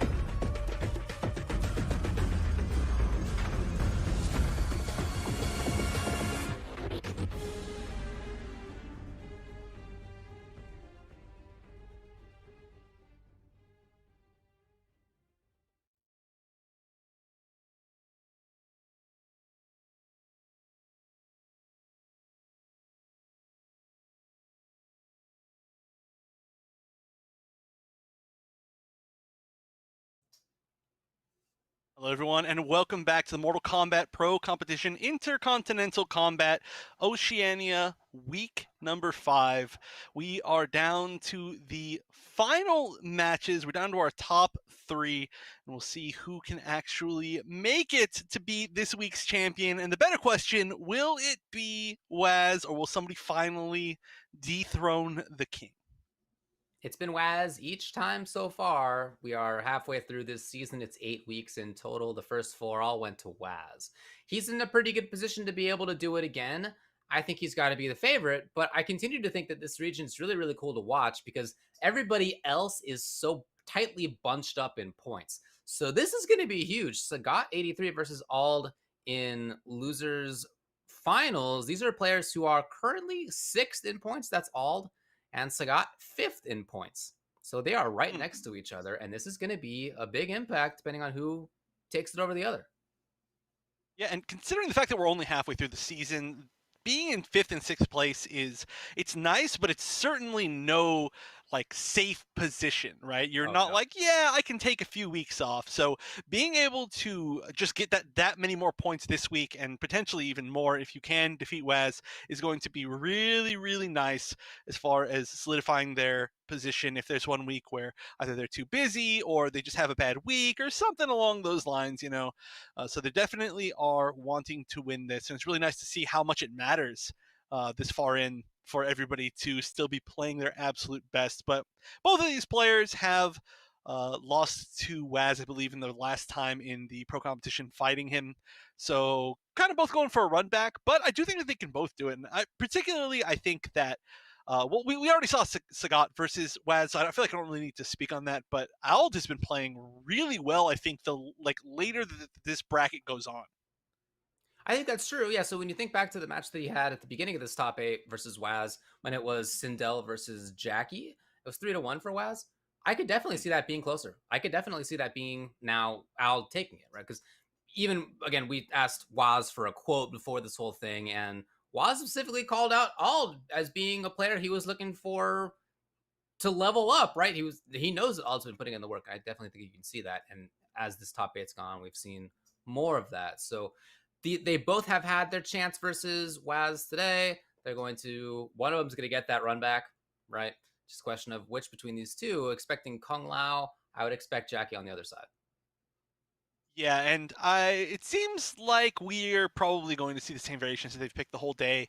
Like I said, there is the chance that we're going to see a slightly different variation out of Sagat, but I don't know if we are going to see it. And one interesting thing, though, about this potential matchup, once we get to it, is that the Air Blast is actually a pretty good answer for the Buzzsaw, because, you know, a big issue with the Buzzsaw is that you can get over it, but oftentimes you still end up landing on it. Now, imagine, theoretically, if you will, that some character had a move that they could use in the air that kept them in the air, but was also a combo starter. That could potentially see some use as counterplay to Buzzsaw. And, you know, none of that matters. Why did I even talk about any of that, as we're immediately going to the sun? I wonder, this is very interesting to see the Sonya here. So from Ald, we've seen Sonya today. And Sonya's actually what took it for him over Swazi. So it doesn't seem like a crazy idea. We both liked what we saw out of the Sonya. And maybe he's thinking, well, I don't know. We'll see what he's thinking. But I had the same thought process as you did. He's thinking something else, though. Yeah, and honestly, we'll see how well Sonya deals with the Buzzsaw, because I actually don't know what her best options are. Maybe there is something in particular here. Block it! There we go. That's a good answer. Block it in the reversal ring, which is a weird one. Yeah. Oh. Ring again. Ring is his idea. Interesting. I mean, ring is the #1 idea for every situation for all Sonya players, but I do think that it's a good one in this one. Again, perfect, flawless execution, even mid-stream, which is hard. Oh! I feel like this... Those traits are so weird. I feel like there's got to be a potential combo off of them, but not even an attempt. Sonya killing it, though. I am loving this Sonya. Fight. Get the ring out. Wow, man. How much known as anti-air here? Scott finally does get the corner, though. None of your hops are gonna work here, bucko. I'll just shutting it down immediately. Oh, good early break right there. Managed to avoid down a breaker. Oh, that was, I don't know if that was intentional or if that was just a super hard read, but definitely getting punished. Keeping control here, Sagat. Tried to make the big read. Forward 4 came into play as almost neutral ducking, and Sagat, once he got that corner, that was it. I do like some of the challenges we're seeing out of Ald, but Sagat still was able to do that in the corner. Yeah, it looked like Scott realized that maybe there was going to be more challenges continuing to come out, and so just like, you know what, challenge this, and he just forward it a lot. But Al making a little bit of space. Oh, it was a cool idea, but it was still punished on landing. Here we go, the duck, but nothing big. Side switch is really good right there. Oh, good block, good punish. Ooh. All of these really nice combos.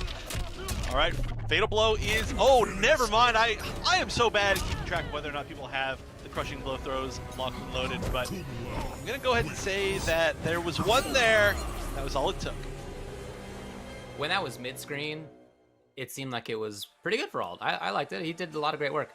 Once he got stuck in that corner, though, it just felt like he never got out. He was, you know, he did make a couple of big reads to finally escape, and it felt like 5 seconds later, there he was again, and just wasn't able to really to do it there, you know? I liked some of what we saw. Again, the challenges we saw, I think we must have seen Wake Up Stand 1, I don't know, multiple times at least, and challenges versus the Buzzsaw were cool. It just didn't end up doing it in the end. So Alt's gonna go back to it.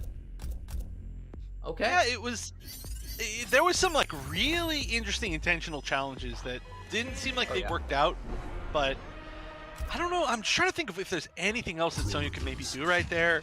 Like down one, maybe some of the fact that she's got like a blaster for a down one. That doesn't. I mean, she'd still trade. I don't know. Well, I guess we'll just continue to see. I mean, no character's gonna have an easy time getting out of the corner against Buzzsaw Lao for sure, but I don't know about Sonya. Round 1, fight. Well, we'll see it given another shot.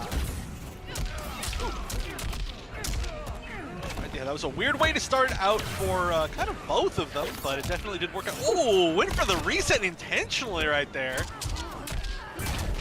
What a challenge as the guy comes. No, not quite. The corner already. Yeah, not a good spot to be in. This is tough. And the combos are so ridiculous. Buzzsaw, oh, again, the wake up jabs, though. They seem to be working out very well. That's it. That is it for sure. One of the best fatal blows in the game. I'm gonna take the round, but it also is... You could read it as a sign of desperation to just go low directly into Fatal Blow. I don't know. We'll see how Sagat deals with that. Yeah, I mean, it's a bit of a classic, but it is a little bit of a... I mean, it's a huge, gigantic risk. The biggest thing, though, is that it puts you into the corner. It actually switches sides for her Fatal Blow, which is a pretty big deal in this particular situation. Ooh, optimals? Stuck. The ring actually blows the opponent back pretty far. It's looking kind of cool, actually. Yeah, it's not the first time he's tried it either, so maybe that's one of the intentional choices. Oh boy, that's it. Yeah, so one of the nicest things about Buzzsaw is that not only is it really good in all of its pressure like applications, but it's one of the only ways you can convert meterlessly off of forward 1-3 mid-screen, and it's one of the best juggle enders. It leaves you like plus 40 on knockdown because it just like pulls them to the ground, and there we go. There's the crushing blow. You expect it. We didn't see that last game. I can't believe it. I know. I didn't even realize it until I saw it this game. Didn't do enough amp rings. Counter hit. Yes, it does work. We got a big life lead here for Ald, who suddenly is frozen. I don't even know what that little hawking normal was that we just saw. Oh, that was such a heavy read right there. That was a really, really heavy read. But Sonya does have that super fast 9-frame advancing high, which is going to stuff that pretty solidly. I think if there was a character that generally had slower advancing normals, that setup might have been perfect. Not Sonya. Well, okay. That means that we're at a 1-1 situation here. Again, I like the ring when you're caught behind the buzzsaw hanging out there, because it does have quite a bit of pushback on it. Yeah, and honestly, like if you're just taking the trade and you're both kind of in an even situation, Lau spent meter to set that up. So you're just like, yeah, okay, spend your meter. We'll take damage. We'll both be even again. Cool. But we'll see if there's a switch that we could, like I said, potentially see the switch to the orbiting hat. It looks like maybe not. The possessed hat also, I mean, I was going to say the possessed hat doesn't really come out that often, but you don't really have a lot of freedom when choosing your variation, your one slot variation moves with Lau. You know, you're going to take either the, like, the, oh, okay, so yeah, it's the same thing. You're going to take, like, buzzsaw or orbiting hat, it's going to be 2 slots, and your last one's going to be, like, possessed hat or something else, I don't know. And you can't even take Z hat because it overlaps with buzzsaw. Fight. Yeah, I like possess that. It leaves you, yeah, this kind of situation here where you're not sure if you've got a combo, you can just kind of bring it out safely. In most matchups. Ooh, catch the roll with the buzzsaw. One-stop shop for punishing your opponent. Oh, I like that. Could have taken a little bit lower just to, I don't know, look cool. That's I seriously don't have any idea what that Sonya normal is, but it's clearly coming out on accident a pretty good amount. Speaking of accidents. Big damage and the side switch. Not. Directly back in there is all. Chip. Doing the trick. What a jump! The general. No, demoted right there by Sagat. I did not know that went that far. I wonder if you can use that to like get away from buzzsaw, like from point blank. That would be pretty funny. But it looks like it recovers pretty slow. Oh no! Ooh, that is a lot of damage, and now no defensive bar, no way to wake up. Oh yeah, just mixing it up. There's really, oh well, never mind. There's just death there. There's no escape from Kung Lao in that situation. Yeah, that is, I mean, we've seen some early breakaways that do manage to avoid that armor breaker, but it is still one of the fastest armor breakers in the game. And I think if you do go directly for the dive kick, it's pretty easy to land it. So it's a big risk anytime that you break away from Kung Lao. Yeah, that round felt like it just went by in 5 seconds at the end. Yeah. You know, the throw KP at the end, the almost half damage combo versus Sonya with her 950 health. Yeah, that was a bad position to be in. I don't know if we're going to see Sonya again. Let's see. What do we got? We have, obviously, the Jackie available.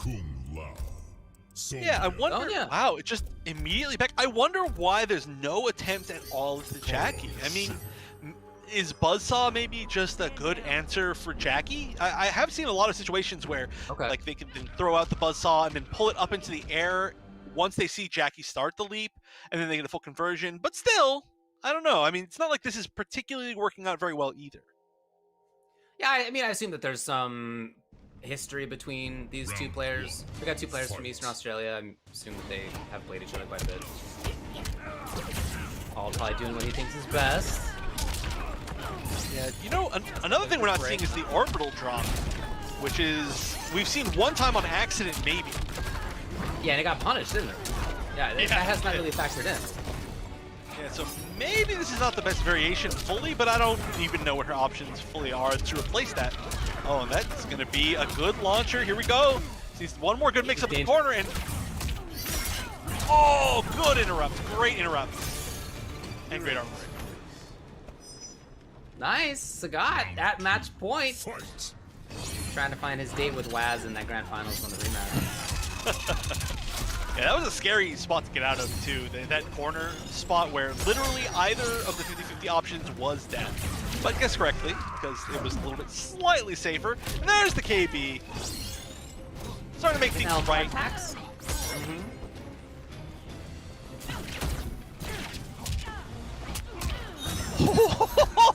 What? All of that was so weird. Every single piece of that, like 3 things in a row. Real bad spider for all. Looking for breakaway. All smartly held onto it. But in the end, it's Sagat. 3 games to 1. Yeah, and that was a really big risk to take at the end too. Just jump forward, raw dive kick. Just saying like, okay, I can tell that you're trying to sneak away from me. You're trying to get out of the situation as much as possible, and blocking is the last thing on your mind. So I'm going to throw out some weird option at the very end that's just going to control your space, and it worked well. And you brought out the choo-choo train. He looks like he's having a good time down there. He is, yeah. I mean, I'm happy for him. You know, he's all about the trains. He's got to earn that win, though. You know, he's got to earn the train time. If he doesn't win, well, first he's dead, but also, you know, he doesn't get the train time. Yeah. It's a big swing between death or fun train time. Yeah, it's kind of a 50-50, but I think I'd slightly choose the train time. But before we move on to the grand finals, I want to give a shout out to Astro. Of course, the Astro gear is what is powering the entirety of the Mortal Kombat Pro competition. So big thank you to them, and you can visit astrogaming.com to figure out some more information on all of the officially licensed PlayStation audio products that they've got available. And they're very comfy, which is good because we are here for quite a while. Actually, we're chilling. We're chilling a little bit this time. But regardless, I appreciate that it is that comfortable. I really, really do like the headphones that have the big ear cups.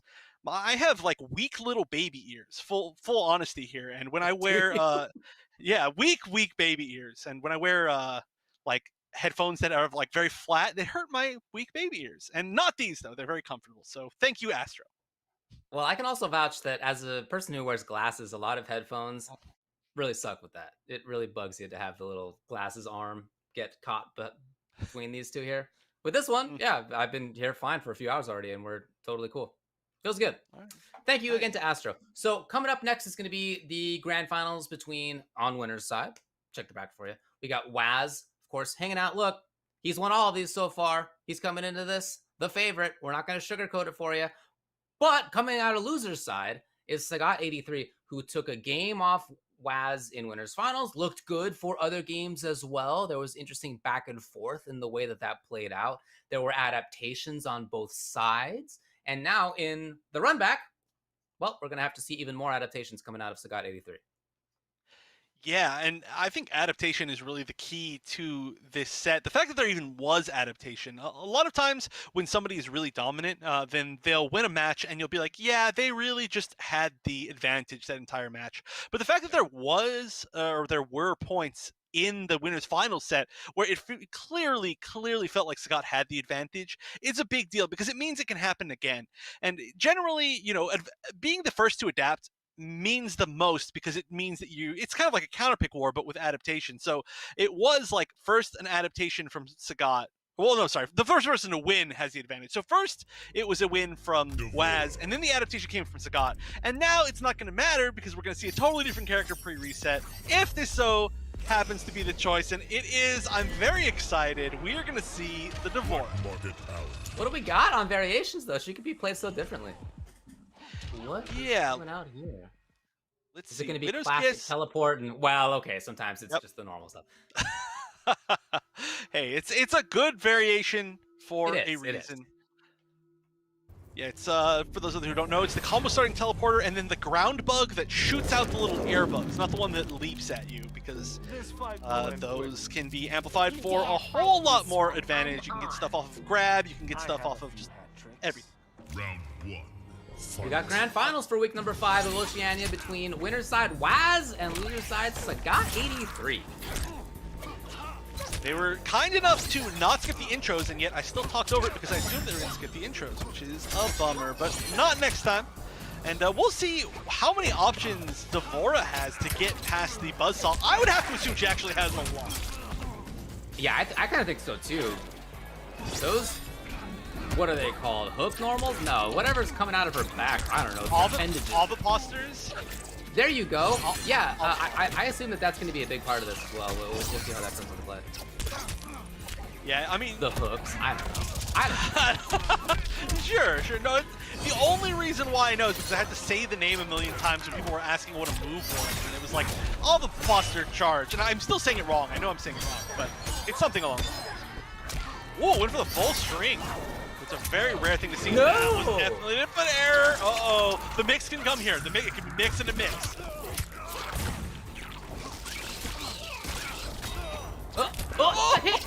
Didn't expect it to hit. What a block. Oh, Don't boy. cut yourself. Yeah, staying so calm right there under pressure. And that was a weird option to block too, because if it had been the low right there, it could have been low into Fatal Blow, and that would have been it. But guessed correctly. Perfect, and a great way to start off. The breakaway there was Sagat. No, was. Yes, right back into it.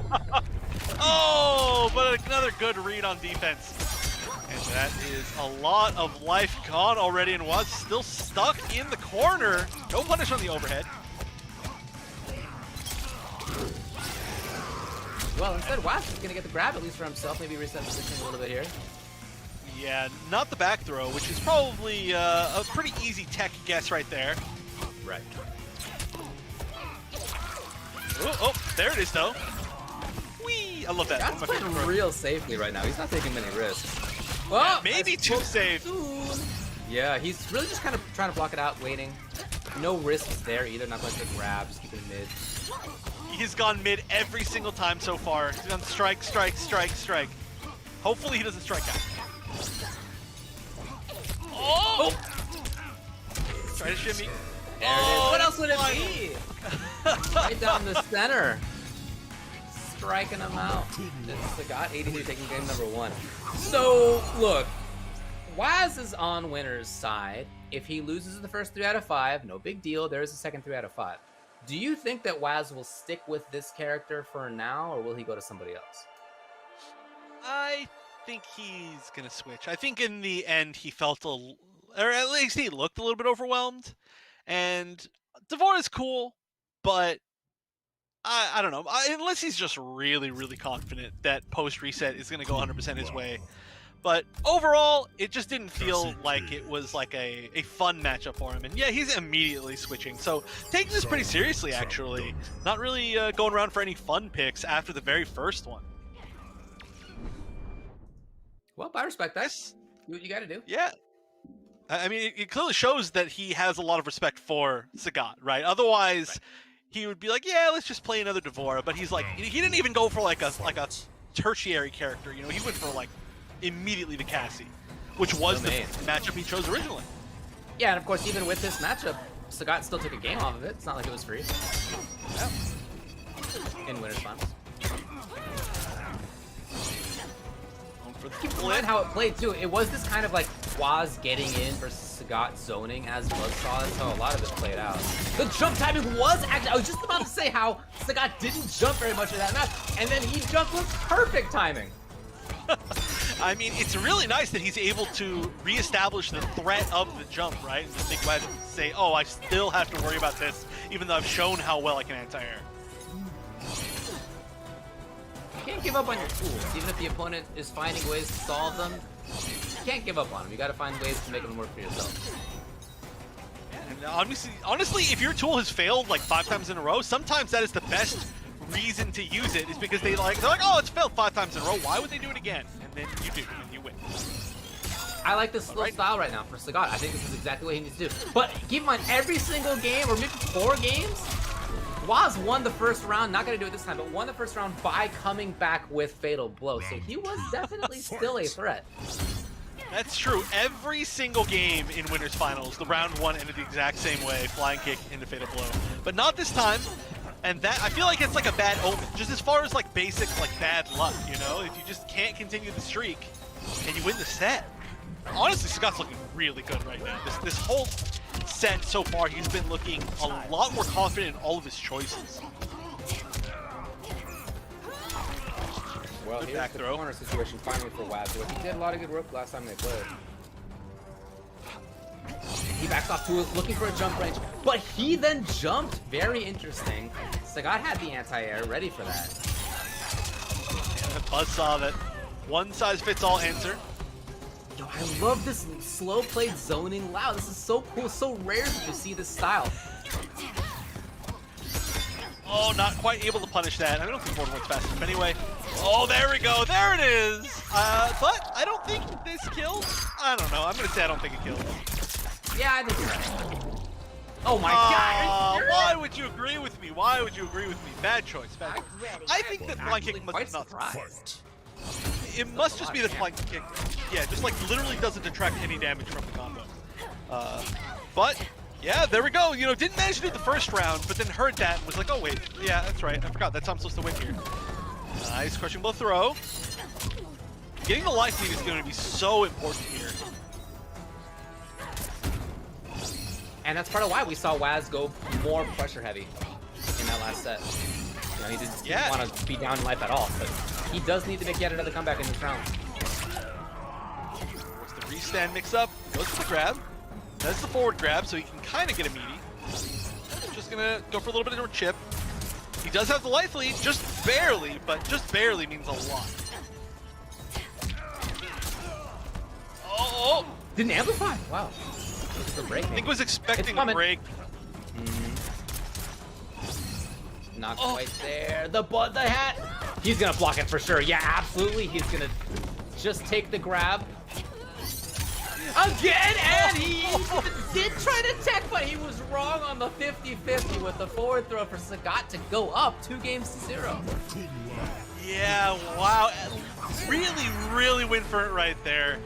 The actual escape failed, you very rarely see an escape failed in like a very final kill moment. I feel like a lot of times people will just instead just be mashing or something like that, but that just guessed wrong. And the jumps have been answered way less than this time. I don't know if it's just because Sagat has been choosing moments a little bit more wisely. It is still pretty rare that he gets the jumps, but almost every single time he's gone away scot-free. And that one there in particular, the fact that he's even blocked led to the win. I would say primarily this is really about zoning and space control for Sagat. And part of why the jump-ins work is that Waz is feeling like he needs to get in, so he's not looking to play the defense, he's looking to play the offense. In his mind, he's the one moving forward. So if Sagat moves forward suddenly in the air, it may just catch him off guard. It's happened a couple of times so far. So again, last time, his idea instead was to play it up a lot more intentionally. We'll see if he goes for that here. Starting off with a little bit more aggression here from Sagat. Okay, well, yeah, okay, another jump. Showing again, he's not afraid. Don't know why, but he does have the life lead now, so maybe he can play a little bit more safe. Oh, they both so scared. They're so respectful of each other, dashing up and then just blocking at mid-range, both of them for so long. Woo. Little stab of a down 3. Waz, very buttonsy in these situations. Now, not necessarily buttonsy, but active, right? Ducking, down 1, that kind of stuff. Woo. Here's the question. How is he going to land the flying kick into Fatal Blow this round?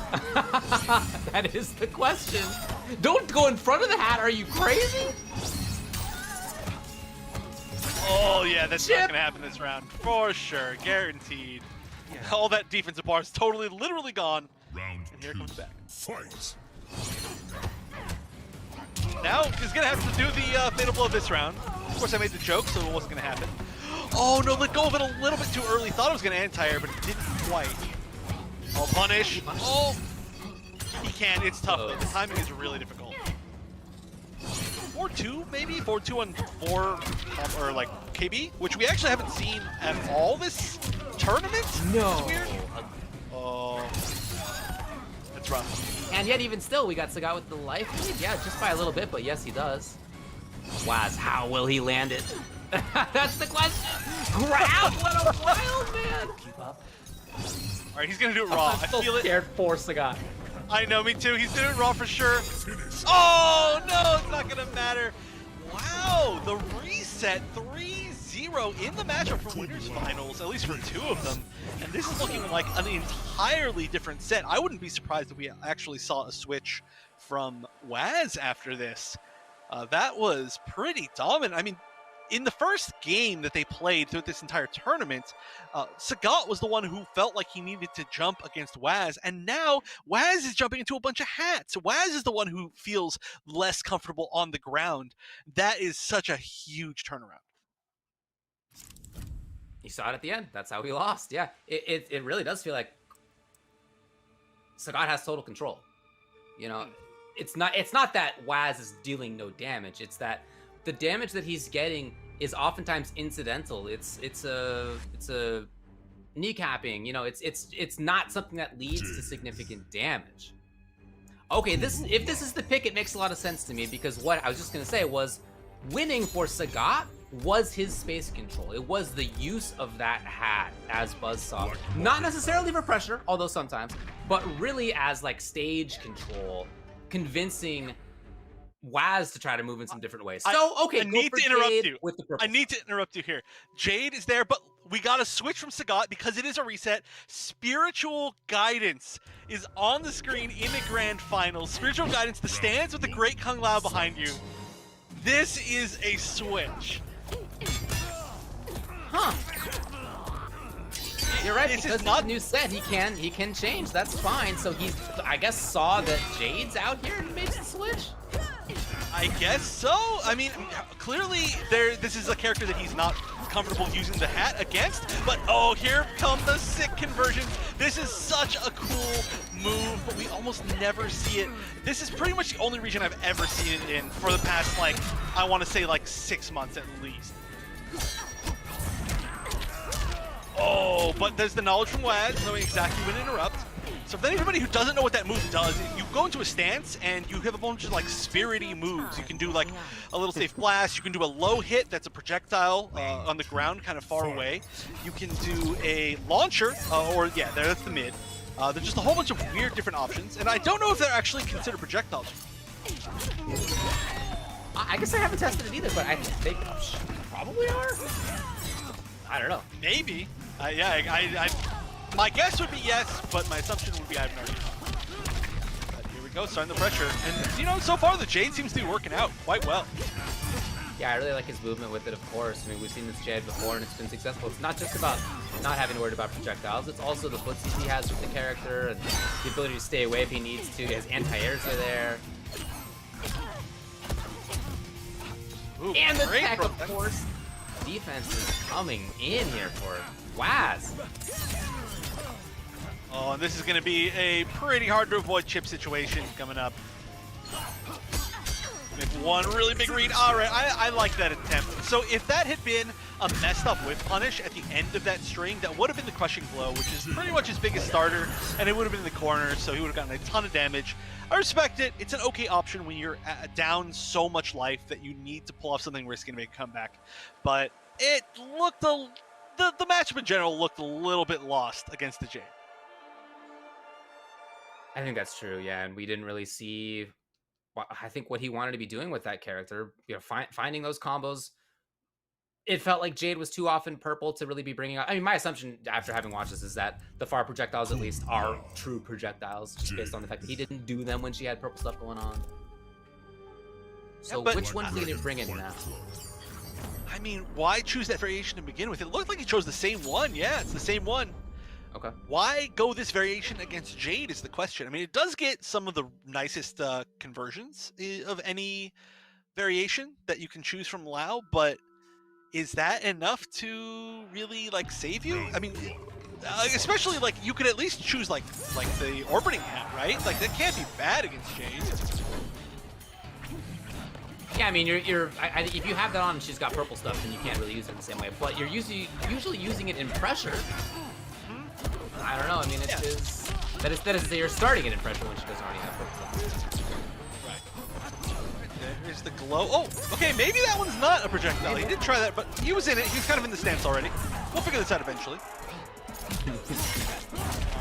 All right. Okay, again, we can see it.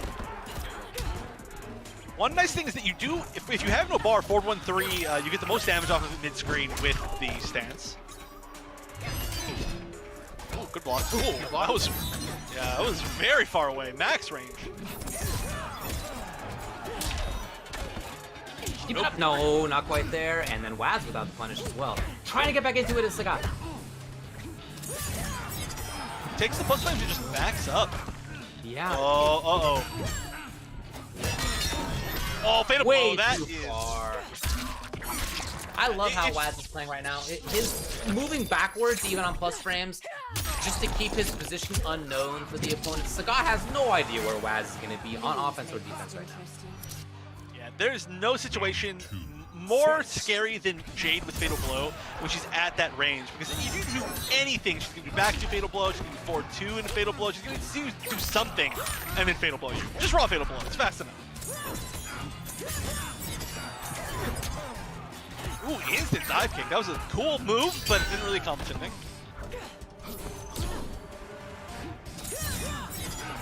Again, we're not really seeing... Yeah, we're not really seeing this variation do a whole lot yet. Still waiting to see what its main use is going to be. And we're seeing the cancels, but those are interruptible.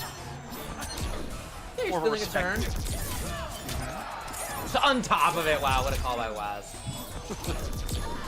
Okay. Oh, so now we know that at least is not considered a projectile. Oh, bonk. It's looking pretty tough. Oh. Yeah, there it is. Waz is totally in control. Again, his spacing is so good. The way that he backs off, the way that he moves forward, he just is moving at such unusual times. He's ready for the jumps the few times that they come with his down 2. It feels like he's really in control. Yeah, and I'm really curious why we're not going to see any attempt at the buzzsaw, or yeah, the buzzsaw loud, because even if you can't like play that same slow, patient game that you're playing earlier, at least it's still going to be one of the scariest pressure tools, right? I mean, maybe Jade can like down 2 it or something like that. Maybe this is just a matchup that between the two they know is not going to be easy. Jade. Hey, maybe she can down 4 under or something. I wouldn't be surprised. Uh-huh. I don't know. Sagat has a big choice to make because this character that he picks next is going to be the one that he will win or lose the tournament on. Lose this next game, and it's over. Or he's got to win 3 in a row. Yeah, and I mean, the wild thing is that reset was so dominant. It was such a good look for Scott. And then immediately the Jade was just like, yeah, I'm shutting everything down. Like, immediately it made him switch variations, and he's going to stick with it. He's going to stick with the same one throughout all of post-reset grand finals, no matter what now. Good luck, but there's got to be some big adaptation from what we've seen the rest of the set. We'll see. So far, it looks very much the same as Waz controlling stuff at mid-range here, jumping up into the sky at perfect timings. Yeah, there it is. Exactly what you were just saying. Like, he knows exactly when the air projectiles are going to work. I feel like without air projectiles, this matchup could make a lot more sense, but it just doesn't seem like he's found a really good way to answer it. He does have the anti-air one, which will be like the launcher, but it doesn't reach that far, so I don't know. It's not going to be easy. And Waz feels like he's taking no risks at all. There he is at the other side of the screen. He's blocking a lot. He's up on top of the, yep, just like this, a lot. He's going for the KB. It doesn't quite work out. Almost. Nice. There's one of the Mitos conversions that's going to be really useful in this. And yeah, there we go, leading to a bunch of damage without having to spend bar. So, taking one round. And starting out in the corner and with no defensive bar is Waz here. If Sagat can find a hit, well, just like that, Waz is out. Talk about respect by Sagat. Maybe not even just respect. Frozen, I almost want to say, as Waz just kind of jumps around the stage. Yeah, one thing that we actually don't see almost at all is anti-airs from Sagat that aren't buzzsaw. I feel like I haven't seen a single normal anti-air. Yeah, we really haven't seen too many early breakaways from Waz. He's got no longer just going for that kick. Yes, he's got the corner. This is where he wants to be. He's got the corner. Yes, he's got offensive bar. Yes, he's got the opponent with no defensive bar. Oh, immediately, that should be it, I think. Yep. All right. Definitely standing a chance here. Showing off, at least you're going to get a lot more damage with this variation, which is always going to be nice. And you can use your offensive bar for some other things, you know, like he's been using it a lot for using Possessed Hat and Pressure, Amplified Possessed Hat, which is a lot less common when you see the Buzzsaw because you always want to use it for that. So maybe this is the pick. Maybe this is going to work out. That was looking pretty good. Even still, I think there are some points of concern. I'm worried about the lack of anti-airs, as you were just talking about, for example. But I do like a lot of what we're seeing. I would expect Jade. Because it's clearly been useful. The Cassie didn't cut it. Okay, yeah. Well, I mean, on second thought, Sagat has now locked himself into this particular variation of Kung Lao. So without Buzzsaw winning the neutral war, the zoning war, maybe Cassie could just run away with it. I don't know how the zoning interactions between these two variations work out, or this variation and the Cassie variation with low gunshot. You can do a lot of damage from full screen if you do manage to catch them, which we saw earlier. Yeah. Wow, that was sick. Shout out to Possessed Hat going up to well, not there. He just got to catch it on like the right part of the arc. Yeah, it's definitely going to be like a very specific angle that you have to hit. If you're slightly off, it's going to dip under her. It's going to look like it dodged her. I'm looking for her. There it is. Hey. Well, Amplify is always going to work, right? It's because it hits kind of on both sides. I really want to see an attempt to do the upwards, the launcher, to see if it'll reach her. It does go decently far. Okay, the defensive bar's gone now. Maybe time for Sagat to party if he can find the hit.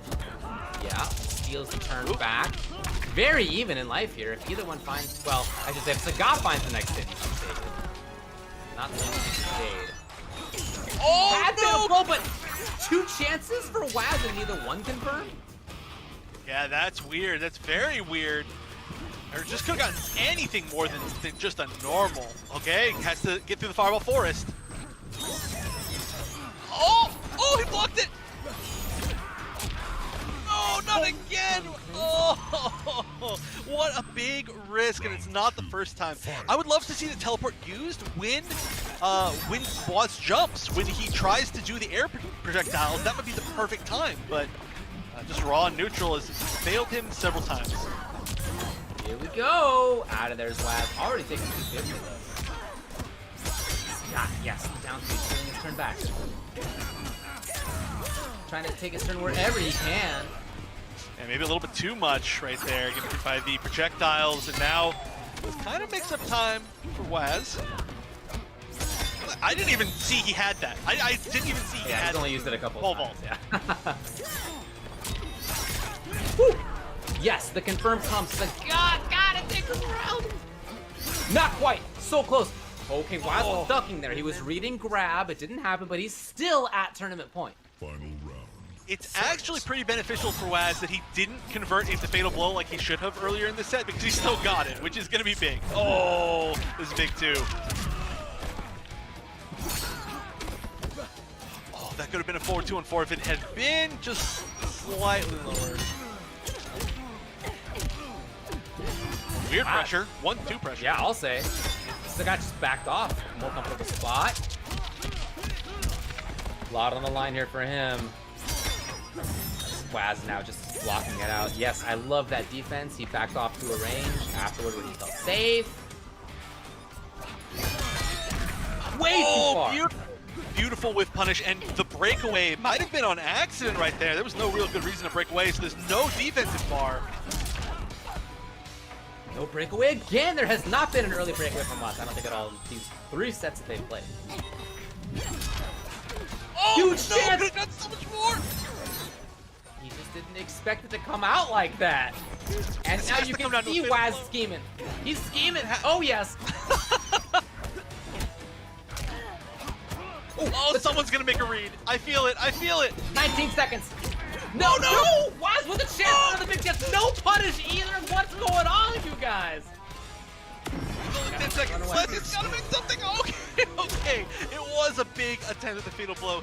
That was, as they say, definitely spaghetti time. That was a lot of dropped opportunities for both players. A lot of really weird movement.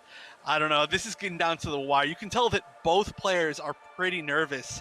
And now Waz has one of the most difficult choices ever, which is, are you going to switch back to Cassie, or are you going to try to stick it out with Jade? Jade has been adapted to, I would say, but clearly still has a really good chance, as he could have won that set.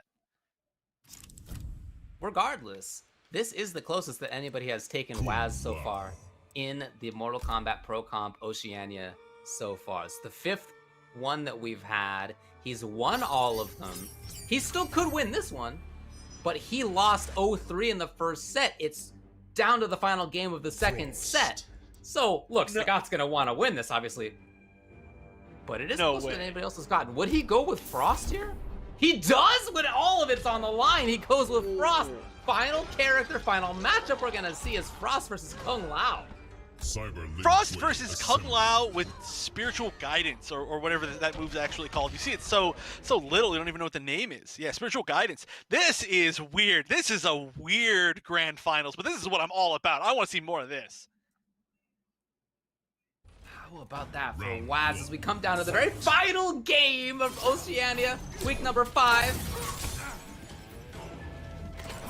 Too bad that this didn't happen before that cool recap video at the start of today.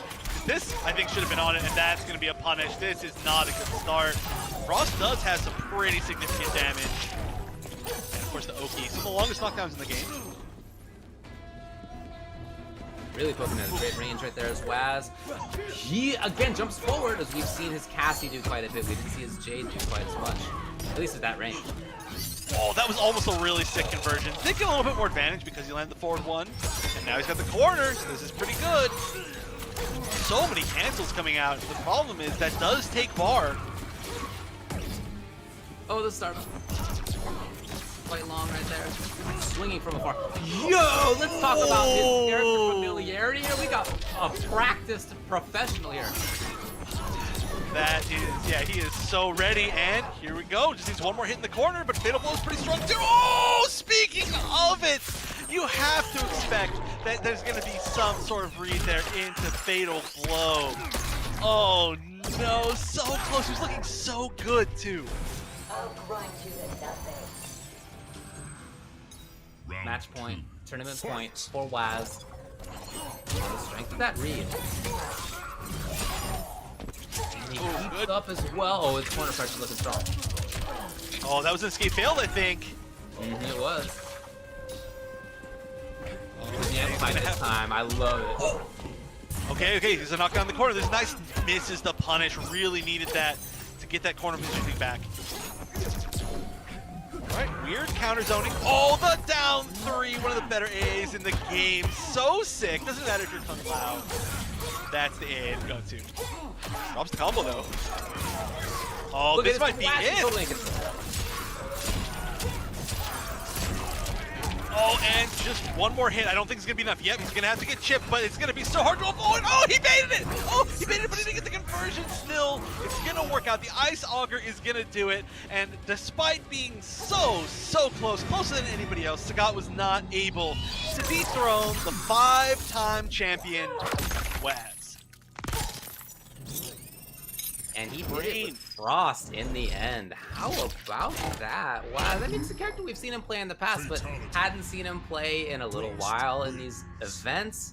And when we asked him, which characters are we going to expect from you today? He said Jade, he said Cassie, he said Cabal.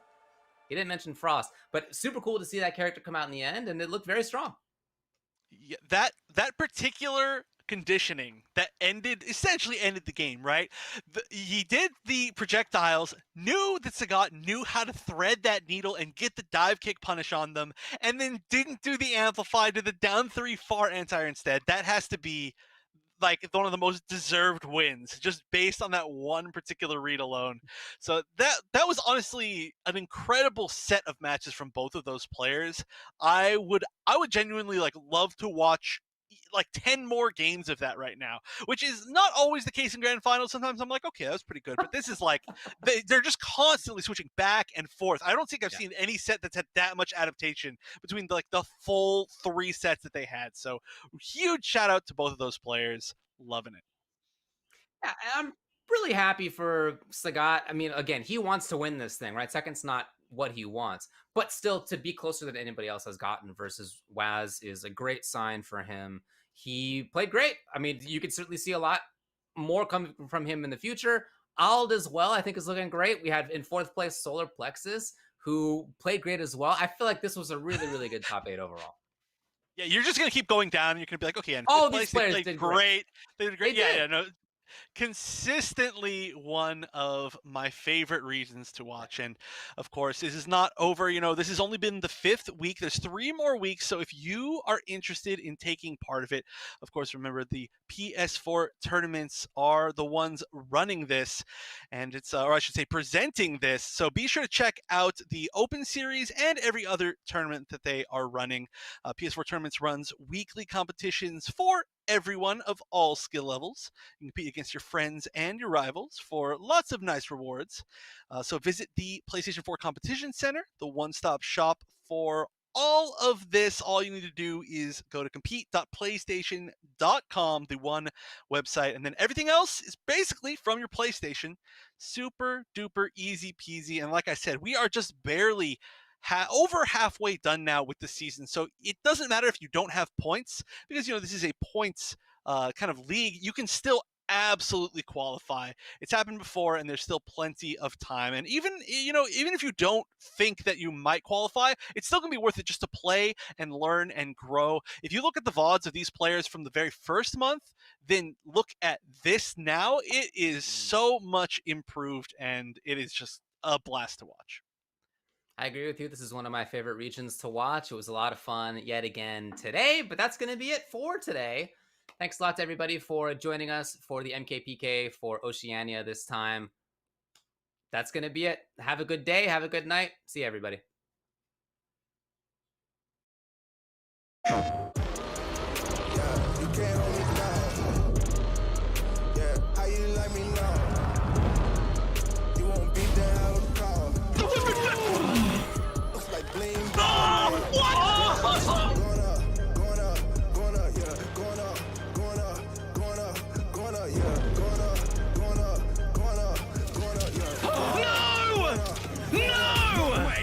No jokes, no gimmicks, just combat.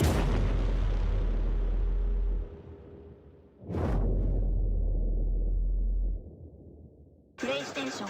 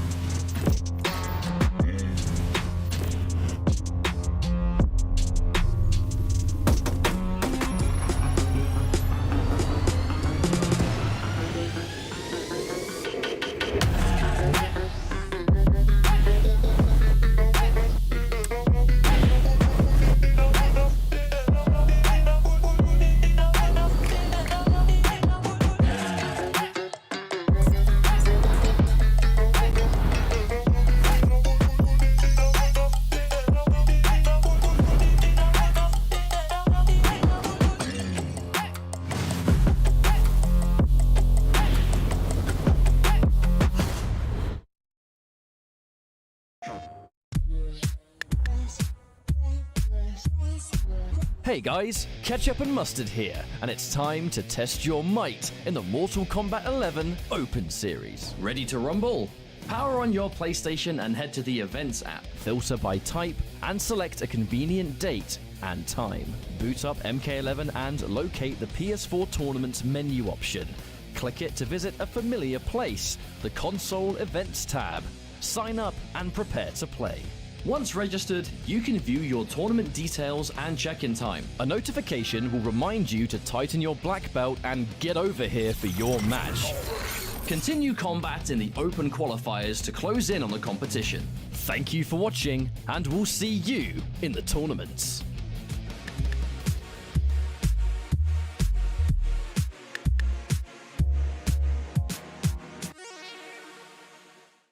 PlayStation.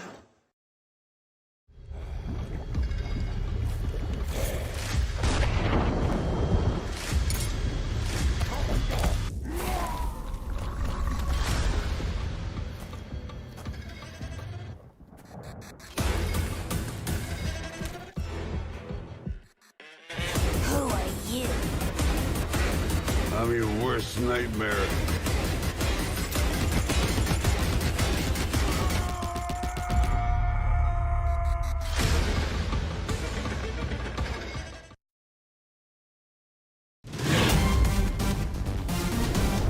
Any ring I step into is mine.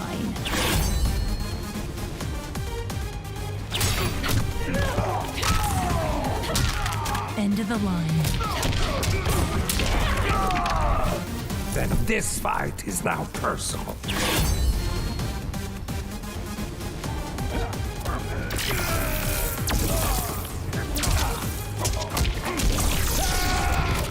It is exhausting being so perfect.